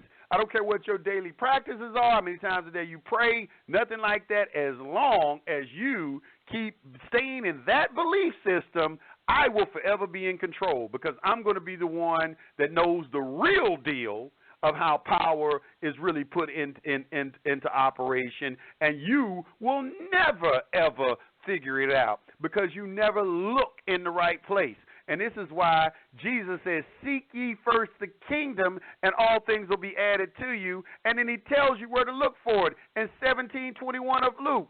Don't look over there. Don't look there. The kingdom of heaven is within you. Stop looking around. There was a story. It's called Acres of Diamonds. It's called Acres of Diamonds. It's a very nice story. And it's about a man who had heard that there was diamonds in the mountains and that people were striking it rich. So he decided that he was going to go ahead and find find these diamonds for himself. Going to go ahead and make his mark. So he sold his home and went out and began to. He sold his home and went out to find these diamonds. He looked everywhere for these diamonds and could never, ever find the diamonds. Out of frustration, he threw himself off of a cliff and killed himself. Later on, back at the home that he sold, the man who bought his home happened to be gardening in the backyard and came upon this peculiar-looking rock, because a diamond in the rough, in its rough state doesn't look like it does in the store all polished up and everything. And it's a strange-looking rock. He took it to a jeweler and found out it was one of the biggest diamonds ever discovered. The moral of the story is that the diamonds that you are looking for are in your own backyard, not out in the world, in the mountains, somewhere up in a cloud, somewhere in outer space, in another dimension, or something like that. It is an internal exercise, and that is what every wise man who has walked this planet has tried to tell their followers in one way or another. It's the same message. It's being diluted, and people are purposely trying to confuse people and get them away from that simple point. True. True. So that is why they won't accept it. You won't accept it because you don't believe it. It's just like what Yoda said in Star Wars. When Luke, and Star Wars is another good example. You could really equate Star Wars with like a religion because it has a religious type appeal to it because we're talking about the Force and you're talking about Jedi and things like that. But when you look in the movie, they teach in the exact same thing. But, usually the people's favorite part of Star Wars is watching the teachings of the Jedi because the Jedis are being taught how to utilize the Force. The Force would equate to the all, or what would be called the ethers, or the etheric, that is prevalent in all of the universe, that is everywhere. And Yoda is explaining. He said, look, it's everywhere. It's all around you. It moves. It's in and out of the trees and everything like that. You got to learn how to use it. You can use it for your benefit. You got to learn how to use the Force. And he's telling, and that's what I'm sitting here trying to tell everybody. You got to learn how to use it. Learn how to use the Force. You need to go into training. You need to find, go into training. Let's see if you can lift some rocks first. And then from lifting a rock, see if you can lift an X-Wing fighter. And he couldn't lift. Now, he could lift some rocks. He's sitting there training with Yoda, and he's lifting some rocks with his mind. Okay, but his X-Wing fighter sunk into the marsh, and he got all disappointed. And Yoda said, what you get disappointed? You're sitting here and learn how to lift up with your mind. He said, go ahead and lift it out with your mind. And he said, I can't do it. It's too heavy. And he said, it's not too heavy. There's no difference in that X-Wing fighter and this rock. They're the same thing. The only difference is in your mind. The same thing that was being taught in the Matrix. Morpheus trying to tell Neo, look, I'm trying to free your mind. I'm trying to free your mind. It's in your mind. Or you really think you're breathing air? And all these things these masters are telling people, it's your mind. It's mind over matter. Mind over matter. Everybody's trying to teach this. True. So that in one way or another. In one way or another. And what it is it's just like these blog talks. Some people like to listen to me. Some people like to listen to somebody else. It's a matter of preference. You will have everybody teaching the same thing. I prefer somebody who pulls it. I prefer anybody who pulls it back to the gristle, pulls it, skins it all the way back. That's my preference. Someone who's like that, and you seem to be the one doing that constantly on a day-to-day basis, pulling it to the back. And anybody who know me, I know I don't put any cosigns in for anything, and that's just it right there. So, I appreciate that info, and it's definitely high frequency, and I'm interested in that symbol though. Basically. We spend so much of our life being such a physical being so, wrapped in the physical world and, thinking this outside forces are inside. My thing is now, I've been focusing on entering myself for a long time, pretty long, for enough I feel confident. And I know that how I think it definitely affects my world, my personal world, and everybody around me to a certain degree. The problem with everybody is that everybody has been taught to think negatively habitually in one form or another. That's one of the major problems, too. And that's why they keep trying to enforce that through fear, putting stuff on television and things like that, is they try to keep the mass population in a perpetual state of thinking negatively, okay, not instead of positively. Okay, it's very hard to develop a new habit. Thinking positive all the time has to become a habit. Right? And the average person out there is not in the habit of thinking positive all the time. Okay, they are, if something happens, they don't think of it in a positive light. Like, I always tell this story of, of a situation that happened to me where I actually utilized this, and it was in getting a home for myself. When I first moved back to Atlanta, I didn't really know where I was going to stay. I was going to stay in an apartment complex at first, but I was having problems because I didn't have identification. I didn't have a driver's license. I was just running into problems with it. I had a new credit file, and just things like that. So it was just a lot of things that were that were impediments to me getting what I needed. And this is recent. This is like about a year ago. This is not long ago. But I put into plan everything that happened to me that seemed to be negative. And it was a lot of negative things that happened to me. But every time something negative happened to me, I refused to get despondent. I refused to think negatively about it. I would say, man, wow, boy, something good must be coming. I'd reframe it, because it's always your choice on how you're going to frame something that happens to you. You can either frame it as something positive or frame it as something negative, but it's always your choice. So if you get kicked out of a house, you can frame it as negative, or you can say, well, damn, I must be getting kicked out of this house because the Most High has directed me to a bigger house. I mean, something like that. You can choose how you want to look at it. So in being a positive person always looks for the positive in every situation, and their circumstances always come out in the end as something positive. And a negative person looks for the negative situation in every circumstance, and their situation always comes out negative. Okay? So that's what it is, the law of attraction. You're going to get what you think about all the time. And if you always are thinking negatively, this was the purpose of prayer. The purpose of prayer was an exercise into teaching people how to think positively. If you look at the book of Psalms, that's what it is. It's okay, y'all don't know how to you don't know how to think positive for yourself. Here, we're going to give you a collection of formulas, because that's what they are, formulas for you to use, so you can practice on a daily basis, so you can incorporate this into your everyday life, so you can get into the habit of always thinking positively. Right. It is the negative thoughts that are plaguing individuals. And that's why I don't look at the news.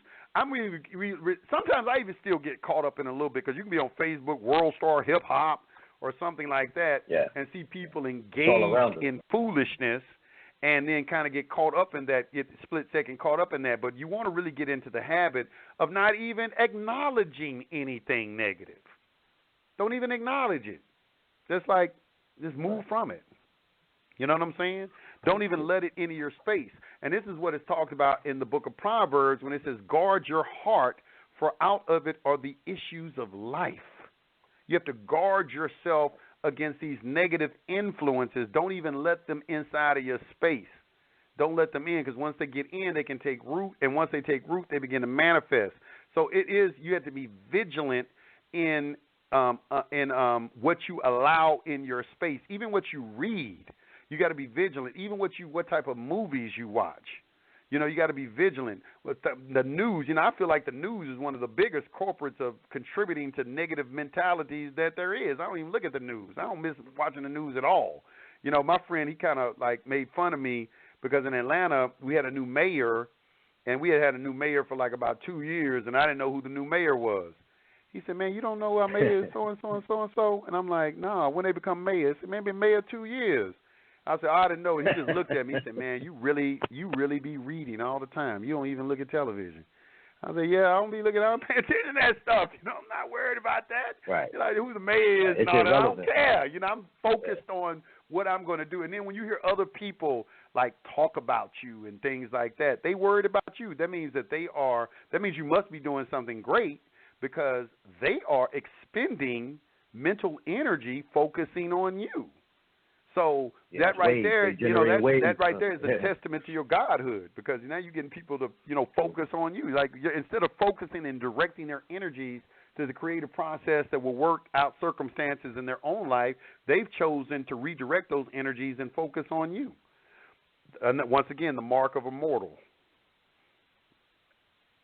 Right. Idolatry. It's like it's a form of worship is what it is. That's what it is. It's a form of worship. It's a loose form of worship is what it is. That's why people say they really admire you. They're talking about you, but they really admire you. That's why people are saying that because that's exactly what it is. They have chosen to use their energy and that's also the reason why too in media, whether somebody gets bad press or good press, it usually ends up blowing them up because you want some type of attention. That's one of the 48 laws of power. Whether it's good, negative, or good, you just want some. Give me some type of attention because you can channel that energy. You can take that energy and transmute it and incorporate it, but you need some type of source of energy. So you need that attention. Right. People want that attention and everything because they can utilize it because it's an energy that they can utilize how they want to utilize in whatever purpose they serve. They can turn a bad thing into a good thing by using the art of transmutation. But they're going to need the energy for somebody to give them the energy. Heavy. Yeah, exactly. You change any situation. It's how you frame things. It's all about how you frame things, how you frame it and you accept it. You have the power over all things. You have the power over all things. It's heavy and light at the same time. You're right about that. But thank you, man. I appreciate it, man. Thanks for coming on today, man. I was sometimes I'd be looking forward to you. Like I'd be like, yo, I gotta get up because I gotta catch the show. You know what I mean? Well, I'll be on tomorrow. I'll be on Thursday and Friday again. So I'll be here. I'm on Wednesday, Thursday, and Friday right now. I will be on. But anyway, I appreciate it, brother. Thank you for the call. Yeah, no problem, man. Peace to the gods. All right, peace. All right, let me go back to the phone lines. 954-7320. You on the line? What's on your mind? Hey, what's up, brother Yusef? How you doing, man? All right, good, bro. What's happening? What's going on? Ain't nothing, man. You just answered my question, man. I haven't heard you for a while, but you just said it to the brother. So you on Wednesday, Thursdays, and Fridays now? Yeah, Wednesday, Thursday, and Friday. Yeah. All right. I've been out of the loop, man. I've been calling in, and there's been no shows. Yeah, Monday. I know Monday is my big day. I'm gonna get Monday back on. I'm transitioning over. We working out our playlist and everything on. We got broadcasts going on our website 24 hours a day now. So when you go over there and you push that button, you can hear a broadcast. But those are recordings. Those are old past recordings and everything. And but we're gonna be going live. We're gonna be live going from there too. So and I'm thinking we're putting together a studio. I might add some video and stuff to it too. So we got a lot of big changes coming. That's good, man. I'm glad to hear that. It was I didn't hear from you for a while. I was thinking at first, like, man, I hope everything all right, or I hope, high frequency ain't going nowhere, I'm getting all paranoid, like I knew it was a go. You know what I mean? Like, you getting this kind of information, you kind of feel like you want to soak it up as long as you can. You know what I mean? And it kind of make you, but I'm glad that what's going on is that you're growing instead of the opposite. So. Oh yeah, you're either growing or you're dying. And in business, you got to first of all, you can never become complacent and content. You always have to stay vigilant and keep growing and keep manifesting things in your life. Make it a habit to constantly manifest new things in your life. And that's what I do. Just every day I'm looking for something to add to my life or to manifest something in my life, no matter how small it is or how large it is. but you should be progressively doing something day-to-day basis because you are a creator. And you have to be, and it's about progress. It's about momentum. You get in momentum in a certain direction. When you get into the momentum of prosperity and going in that direction, you got to keep that momentum going, because you don't keep it going, then you will fall in the other direction of poverty and lack and limitation. So, nothing stays the same. Everything is in a constant state of change, and the direction that the changes you've been taking is for your growth and not for your demise. Nothing stays the same. Everything is either growing or it's dying. Remember that. Truth. Well, while I got you, I did want to, and I'm glad we're talking about, the Kybalion and things like that, but just had a question. I know that you referred to Malachi Z. York's teachings, and also you refer a lot to the study of the Anunnaki and whatnot, and I've been trying to get into studying that, reading up on Zechariah Sitchin or Numa Lish, things like that. But I was wondering, has there been found any, other like cuneiform tablets or anything that depict or explain where the Anunnaki came from or how they actually came about? That's a very good question that I have. First of all, the answer to the first question is there are thousands of cuneiform tablets that haven't even been translated yet. There's a lot of material that hasn't even been translated, and a lot of stuff that's not even being given to the general public. But I haven't, and answer your first question, I don't personally know of anything that gives their origin, but that is something I pondered about also as well, because you'll get people who say, well, the woman came from the man, or they'll be talking about all this stuff, and I'll say, okay, well, damn, you got these extraterrestrials came from another solar system, another planet, and they male and female. Which one of them came first? You know what I'm saying? I gotta. And then you wonder if the stories that we got were translated from them, because when you start to read, about Enki and Enlil, the stories. It's like, maybe these were stories and tales that was told on their planet, and then they brought it down to us and when they decided to start sharing the knowledge. You know what I'm saying? Because at first it was like, certain things was forbidden for man to know. And then, somehow, and that kind of confused me too, would make you think about the serpent in the garden and then how people refer to it as the devil. But the ones of the gods who decided to inform man kind of was frowned upon by the rest of the gods. So it seems like this is why you would call this one the devil, because like you say, he told the truth. The only thing that's questionable about, and that's how you look at it, is you will not surely die, because here's something. No, it's another part to it. 1,000 years though. You know what I'm saying? And if you take that's what they'll try to say. Right. Or they'll try to flip it and say, oh, it was a spiritual death. He separated from spiritual God. Death. But here's another part to it, though, that is always echoed throughout the Bible. It was the second part to that. It says, you should not surely die. God doth know that in the day you eat thereof, you shall be like gods. Okay? Exactly. That is the point. Okay, so now when you go to Genesis 3:22, this Elohim, or this God, he co-signs what it said. He says, look, the man has become one of us.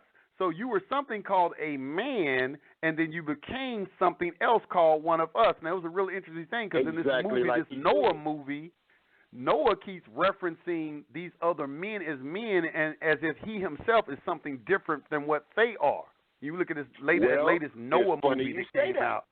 It's funny you say that, because it's funny you say that, because if you read into the book of Enoch, which was surprising to me and also like really flipped my mind a bit, was when Noah was born, and I'm believing maybe this could be possibly why they took that book out of the Bible, one of the reasons, because it gets deep. Enoch book is real deep. But when Noah was born, there was something different about Noah's ass, man.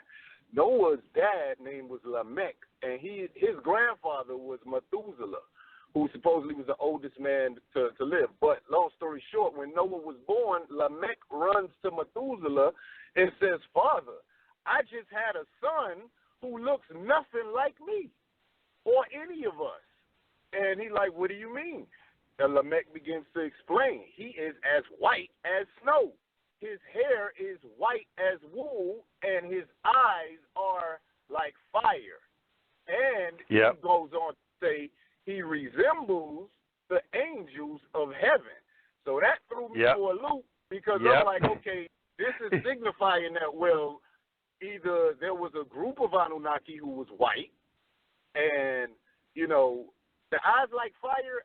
Tell me if I'm thinking about this wrong. Maybe I'm thinking too deep, which I do sometimes. But, you know, when I hear, and I haven't proved this at all. And, you know, if I was looking at it from my eye, I would be like, hey, white people's eyes are blue. The ocean is blue. You know, our eyes are brown. The earth is brown. You know, so I would look at it like, you know, like that. But when you hear scientists say, or we're really black people are saying that, you know, blue eye is a symbol of weakness, then you think about the whole blue blood. I have a cousin who came out white. I used to examine him all my life. His veins, you could see they blue. So they say that blood is blue on the inside, and I'm thinking to myself, well, could the blue eyes of Europeans be the eyes like fire? Because technically that blue is really blood, so it's really red, but we just seeing it as blue. Because now, that scripture I'm gonna read. Basically, I'm gonna read. Like, you know, they. Okay, I'm gonna read this to you coming out of the book of Enoch. Okay, about the birth of Noah. Okay, and it says, after a time, my son Methuselah took a wife for his son Lamech. She became pregnant by him and brought forth a child, the flesh of which was as white as snow and as red as a rose, the hair of whose head was white like wool and long, and whose eyes were beautiful. When he opened them, he illuminated all the house like the sun, and the whole house abounded with light. And when he was taken from the hand of the midwife, opening also his mouth, he spoke to the Lord of righteousness. Then Lamech, his father, was afraid of him, and flying away, came to his own father Methuselah, and said, I have begotten a son unlike to other children. He is not human, but resembling the offspring of the angels of heaven, is of a different nature from ours, being altogether unlike to us. His eyes are bright as the rays of the sun, his countenance glorious, and he looks not as if he belonged to me, but to the angels. I'm afraid lest something miraculous should take place on earth in his days.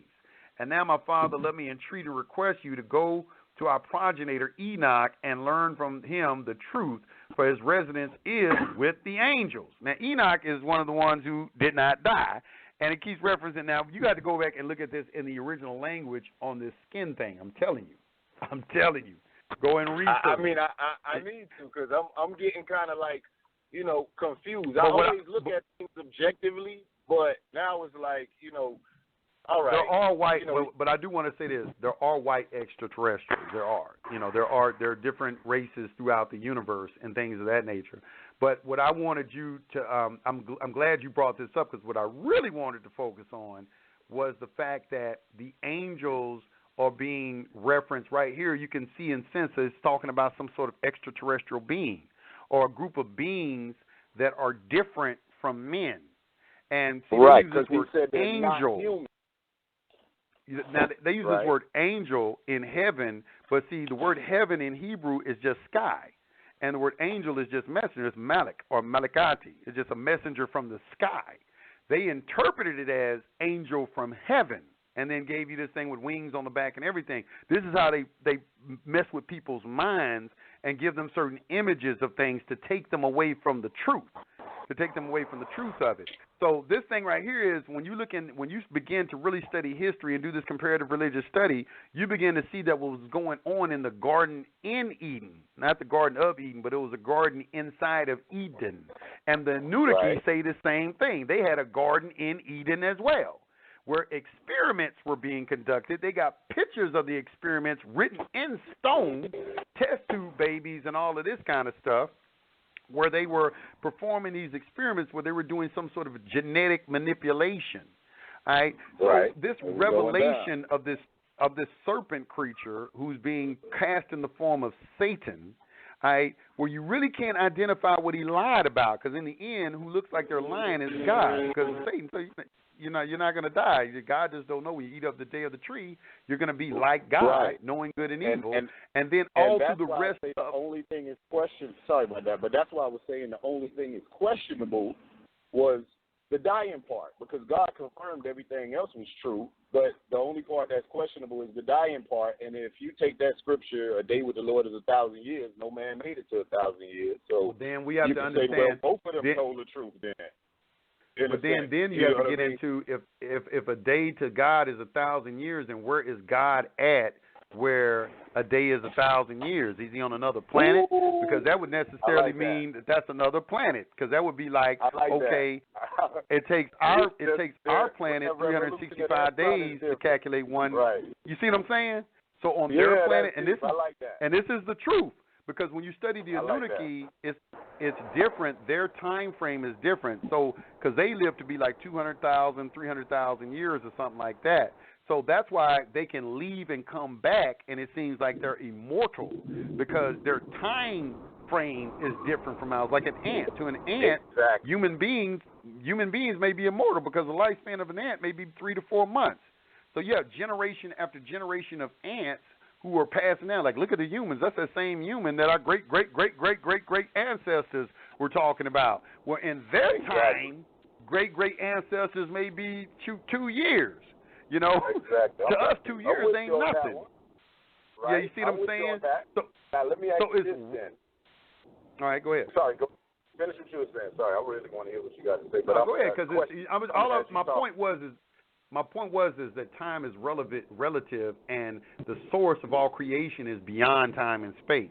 So to attribute any type of time constraints to God, it's just like it's necessarily, it's like that right there is letting you know they're talking about something else. And that's why you got to know the definition of the word God, because the word that they're using in Hebrew is Elohim, and Elohim doesn't mean the source of all creation. They're talking about supreme being. They're talking about something, and it's a plural word. It's talking about more than one being, and that's why you have the let us create man in our image, and that's also why you have in Genesis 3:22. He said, look, the man has become as one of us. Who's the us? He's not saying me. He's saying he's just like us. Exactly. Who is this in us? Church, they'll tell you that's the Father and the Son and the Holy Ghost conversing, but we know that exactly means group of gods, male and female. It don't mean that. It said he made. You said it doesn't. No, it don't mean no Father, Son, and the Holy Spirit. Like they be trying to put it, put it out there. Yeah. Exactly. And he confirmed it in Genesis when it said, we'll make a man in our likeness and image. It said male and female created he them.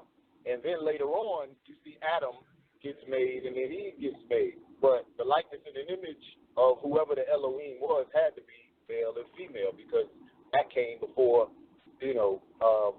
Adam was made. But the other question I was going to ask, though, regarding the whole Noah thing, doesn't that put you in the perspective of, okay, since there was supposedly a flood and Noah and his family continued life as we know it, and then also with them saying he's being white as snow, obviously his mother had to have been melanated because it wouldn't be such a drastic thing for him to be different. Whether the perception of human was a melanated individual, and then, you see something that is not melanated, and you're like, oh, where did this come from? I never saw blue eyes before, or even red eyes, whatever it is.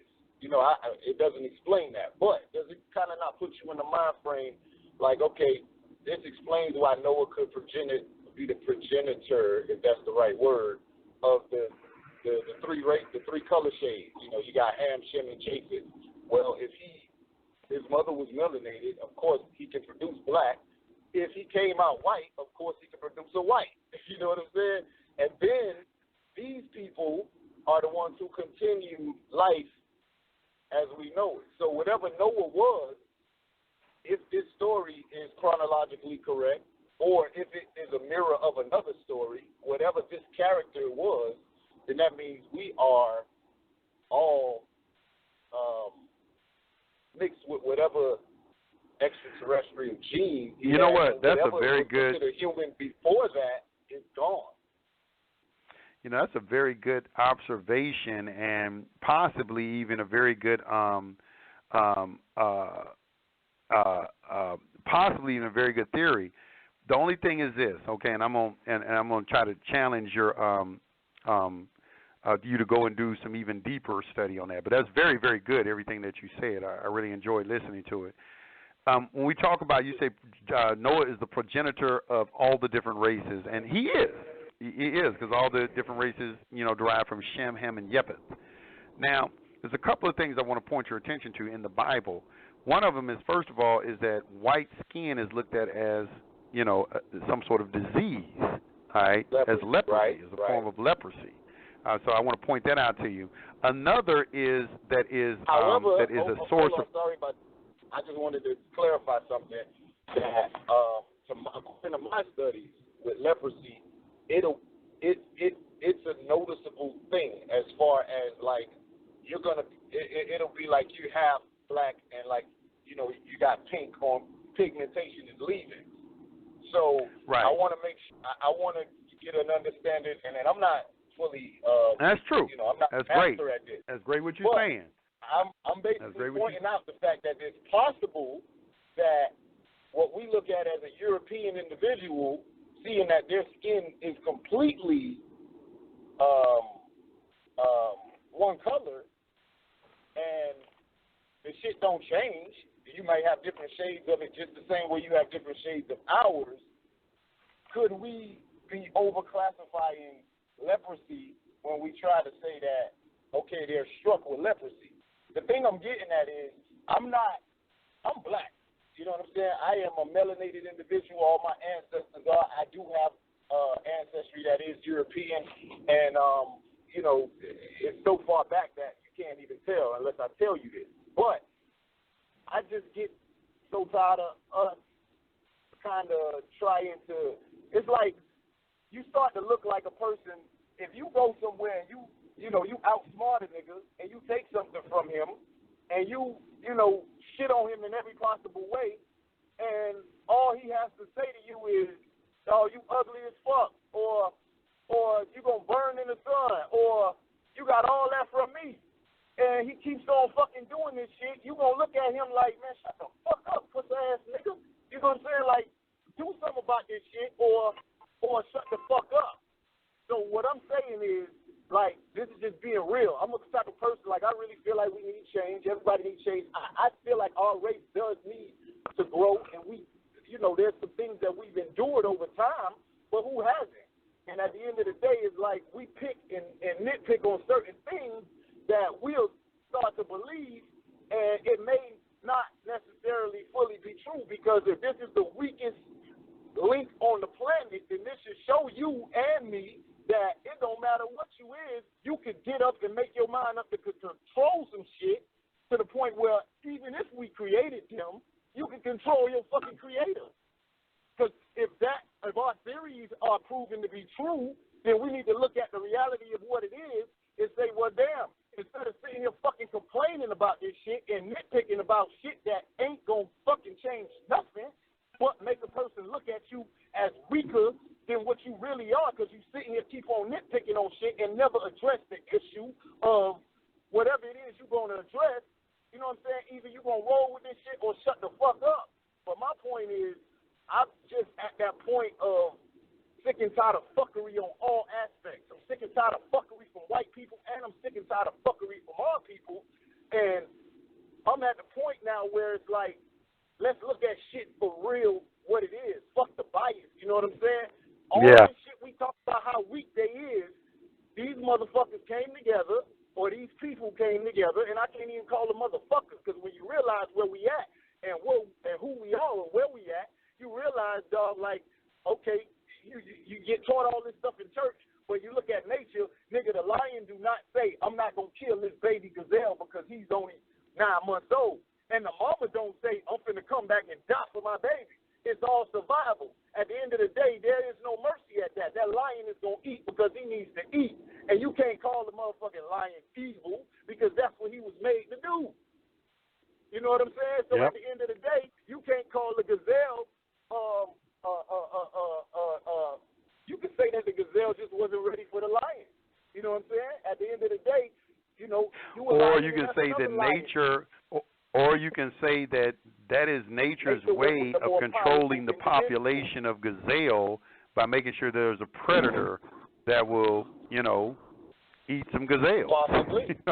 Or possibly. Let the more prepared individual win, not the more powerful individual, the more prepared individual. Because if you put a rat in a cage with a snake and the snake is sick or he's dumb or he's retarded, the rat is going to fucking eat the snake, bro. Fact. Yeah. If he nibbles on that snake and that snake don't move, the rat is going to eat the snake. Now, you're looking at a more bigger beast and a wiser beast, but if he's sick, sedated, or under a spell of some sort, he can get eaten by his own prey. So, with that being said, what is the point of all of the down talking of things about these people that we actually have the power within ourselves to, the Jews this, the Jews that. Well, why we ain't practicing Judaism? Why we ain't getting into this stuff then? Why we ain't doing it? And you know what? And that is my point. That doing it. And when we do it, we standing in the streets and screaming at people. When they doing it, they opening up banks and creating laws and shit and having bar mitzvahs and enjoying life and jacking the prices up on diamonds, which ain't got no damn value. You know what I'm saying? They do gangster shit. But we stuck on this petty shit. And we need to rise above that shit somehow.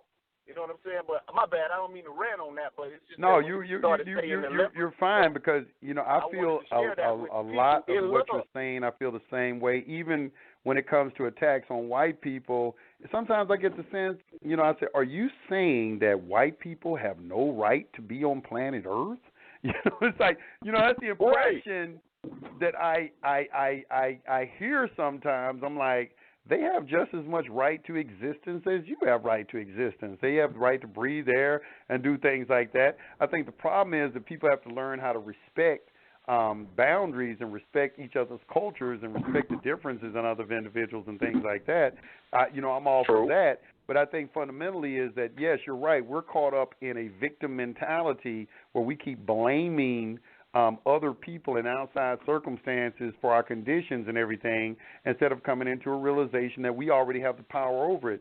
We can change our condition, and it's not dependent on some sort of outside circumstance. It's not dependent on how many votes that we're going to cast this election. It's not dependent on whether somebody's going to give us some rights from the United Nations.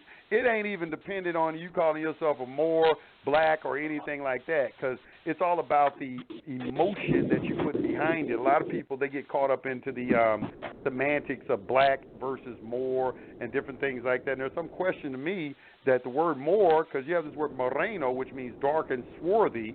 I'm saying, okay, well, where I haven't found a country called Moor. And then Morocco right now is overrun by pale skinned people, lighter skinned people too. And I just hadn't seen they say our nationality is Moor. We be getting caught up in that, and I'm like, okay, well, what nation is called Moor? I didn't. Yeah. I don't see that. It just adds to the conundrum of our confusion somehow. Even though these brothers may have a premise and be right about what they saying, you know what I'm saying? What is it actually changing? Doing? And that's no disrespect. And how's it going to have any like type of effect?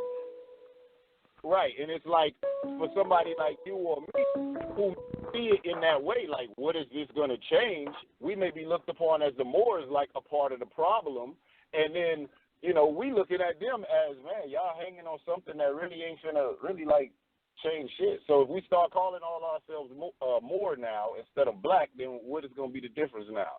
It's going to be the more. problem I have with it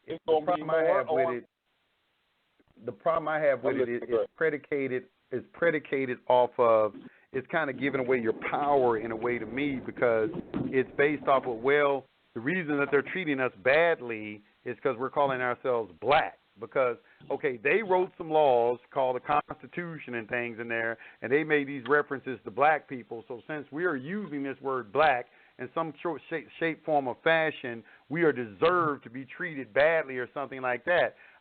That's what my spirit rebels against that. That's not the mark of a God. That's just What not would the we call mark when of they a came God over to there me. and It's started like, I mean, I got this fashion L at the end of my name. I mean, it's not predicated off of what they got in their constitution or what they got in their laws. I call myself what the fuck I want to call myself. That's just what it is, you know. That's what a God will do.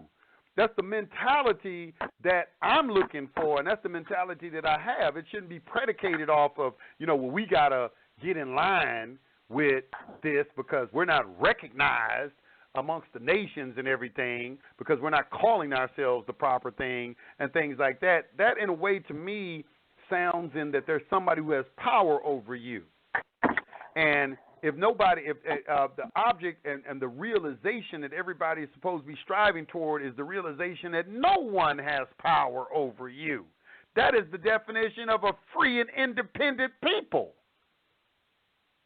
It's real talk. So I don't get with the philosophy because at its core, it is something that is off base a little bit to me when I listen, and that's why I don't resonate with it all the way. You know, it's like I don't resonate with what you're saying. I don't get caught up in those semantics and everything. Because at the end of the day, I'm free and independent. I can do what the hell I want to do as long as I don't encroach upon somebody else's right to do what they want to do. Okay? And their liberties and things. So, you know, so it's just like that I never understood that. But if you're supposed to be a God, you're called this God in the Bible and everything, makes these references to you. You're called this Elohim in Psalms 82:6, John 10:34. There keeps coming up and popping up this reference that now, after this incident has occurred in the garden, you are no longer a man. You are something now called a God. Or an Elohim, to be more specific. So, I don't know. You know. Nobody in that guy. Yeah, it get deep. Yeah, but at the end of the day, back to, you know, what I was saying about the whole thing about us making these complaints and stuff, we also need to understand that if something, I forgot who I heard. Matter of fact, you referred me to, what's the guy name, Trudeo, and he was like, you know, how thoughts become life forms. But one thing he said was if something is alive, then it has the right, naturally, if it came into being, it has a right to exist and also multiply. That's naturally what it's going to do. So in nature, regardless of if they was here first or not, anything that's here has that right. It's going to multiply. Now, yeah, exactly. And on top of that, it has the right to try to thrive. Now, I'm not saying that, and I know that in the midst of somebody else having their right to thrive, and coming together and everybody being in unison, seemed like all of Europe went out and pretty much seized the world around the same time. Even though they somehow was fighting amongst each other, they still kept the common goal in mind.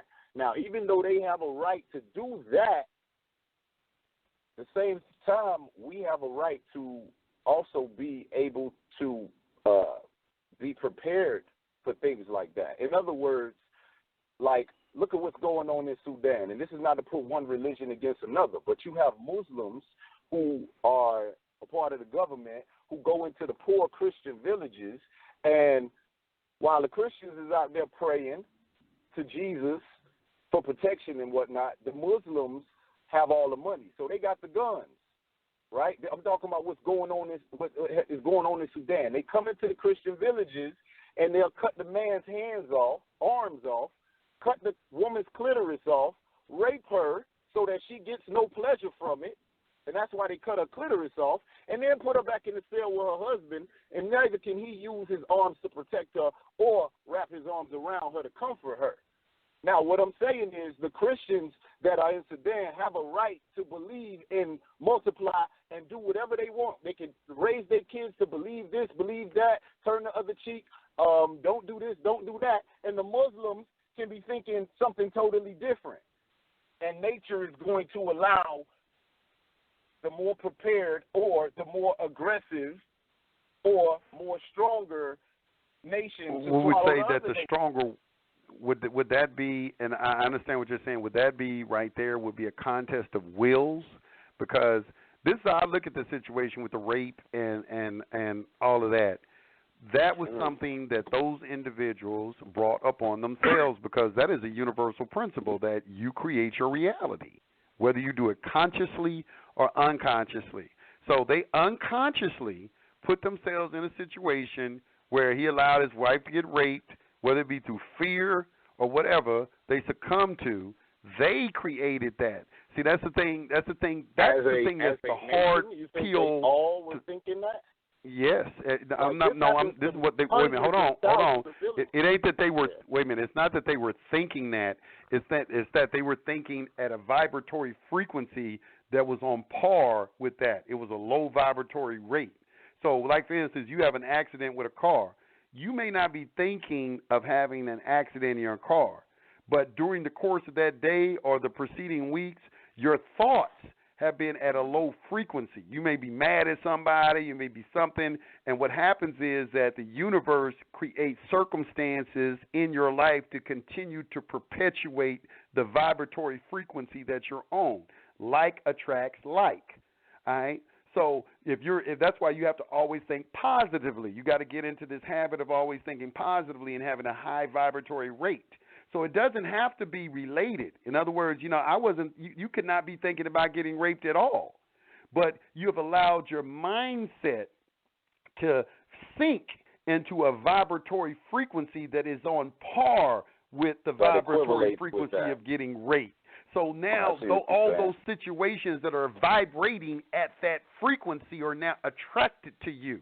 And you're creating these circumstances in your life. That's why it's paramount for people to learn how to think on a high level, to vibrate at a higher vibratory frequency instead of these low frequencies and everything. And that's one of the things that escapes a lot of people, especially they say, well, this baby wasn't thinking about doing this. And then this is what gives them this idea that there is an outside force that is responsible, and they never will embrace the truth and the scientific fact that you create everything that is happening to you. And people look for excuses to say that's not happening. They're looking for some sort of excuse. Like, I don't believe that. I don't believe that I create all the situations in my life. I don't believe that shit. What about a situation where a little baby got raped by something? What about that, Yusef? What about that smart guy?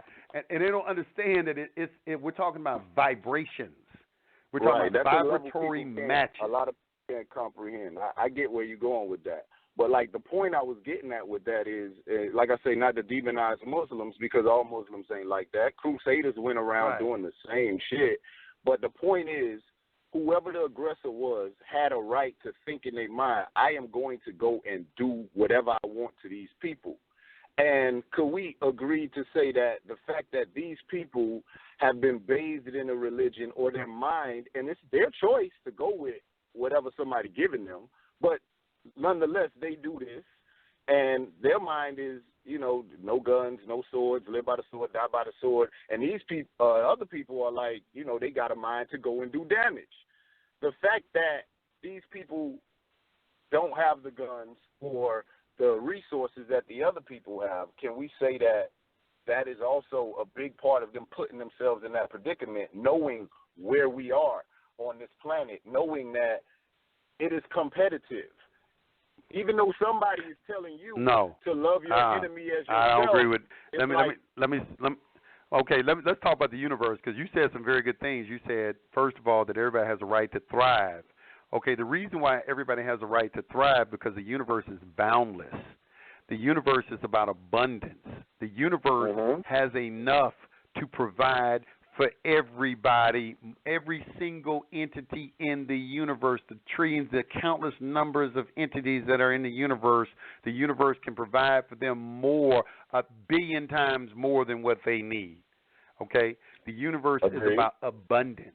So we have to first of all understand that if there is any lack or limitation, it is self-imposed and it is an illusion. It is not about competition. Universe is not about competitiveness. Competitiveness is an artificial creation, okay?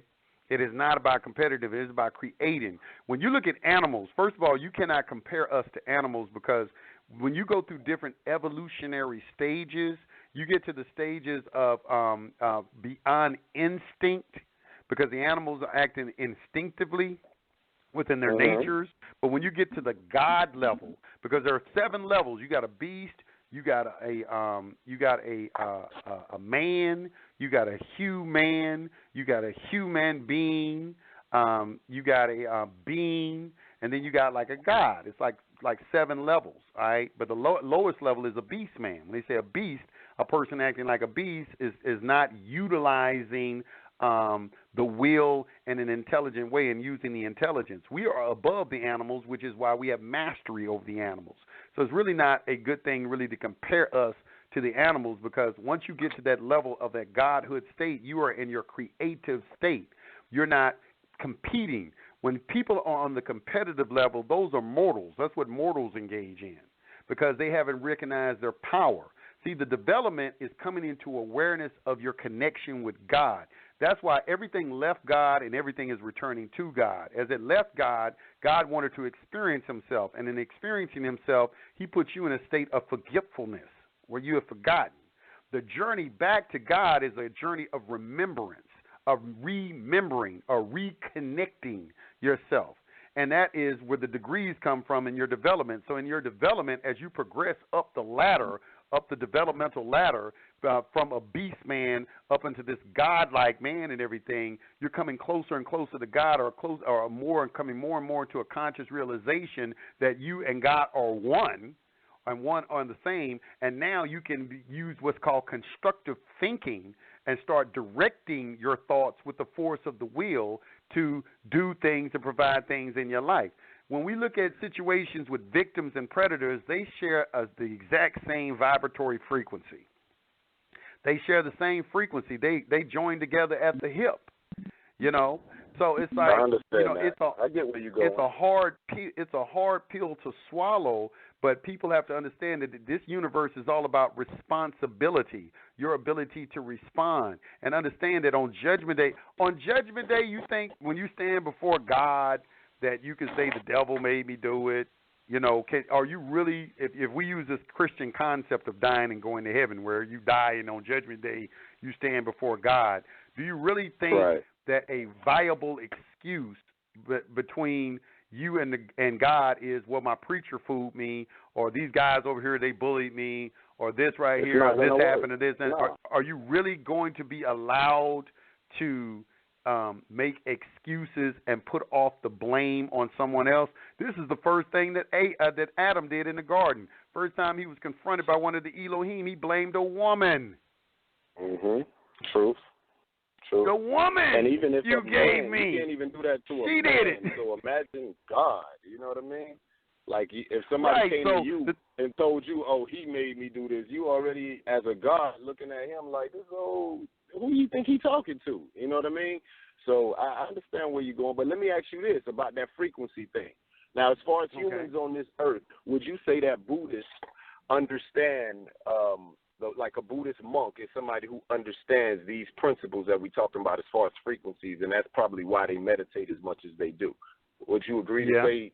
I would agree with that, because they're trying to get it. They're trying to get in a state of nirvana, which is they're trying to steal the mind. They're trying to bring the mind into the exact frequency as what would be called the substantive reality of this nothingness. All right? So the source of everything is this thing they call nothingness, okay, which would be the substantive reality. Huh? Okay, and I'm going somewhere with this. The reason why I asked you about go ahead. All right, well, go ahead. Is going, and I understand what you mean by, okay, whatever happens in life, you bringing that upon yourself in some kind of way. I understand where you're going with that.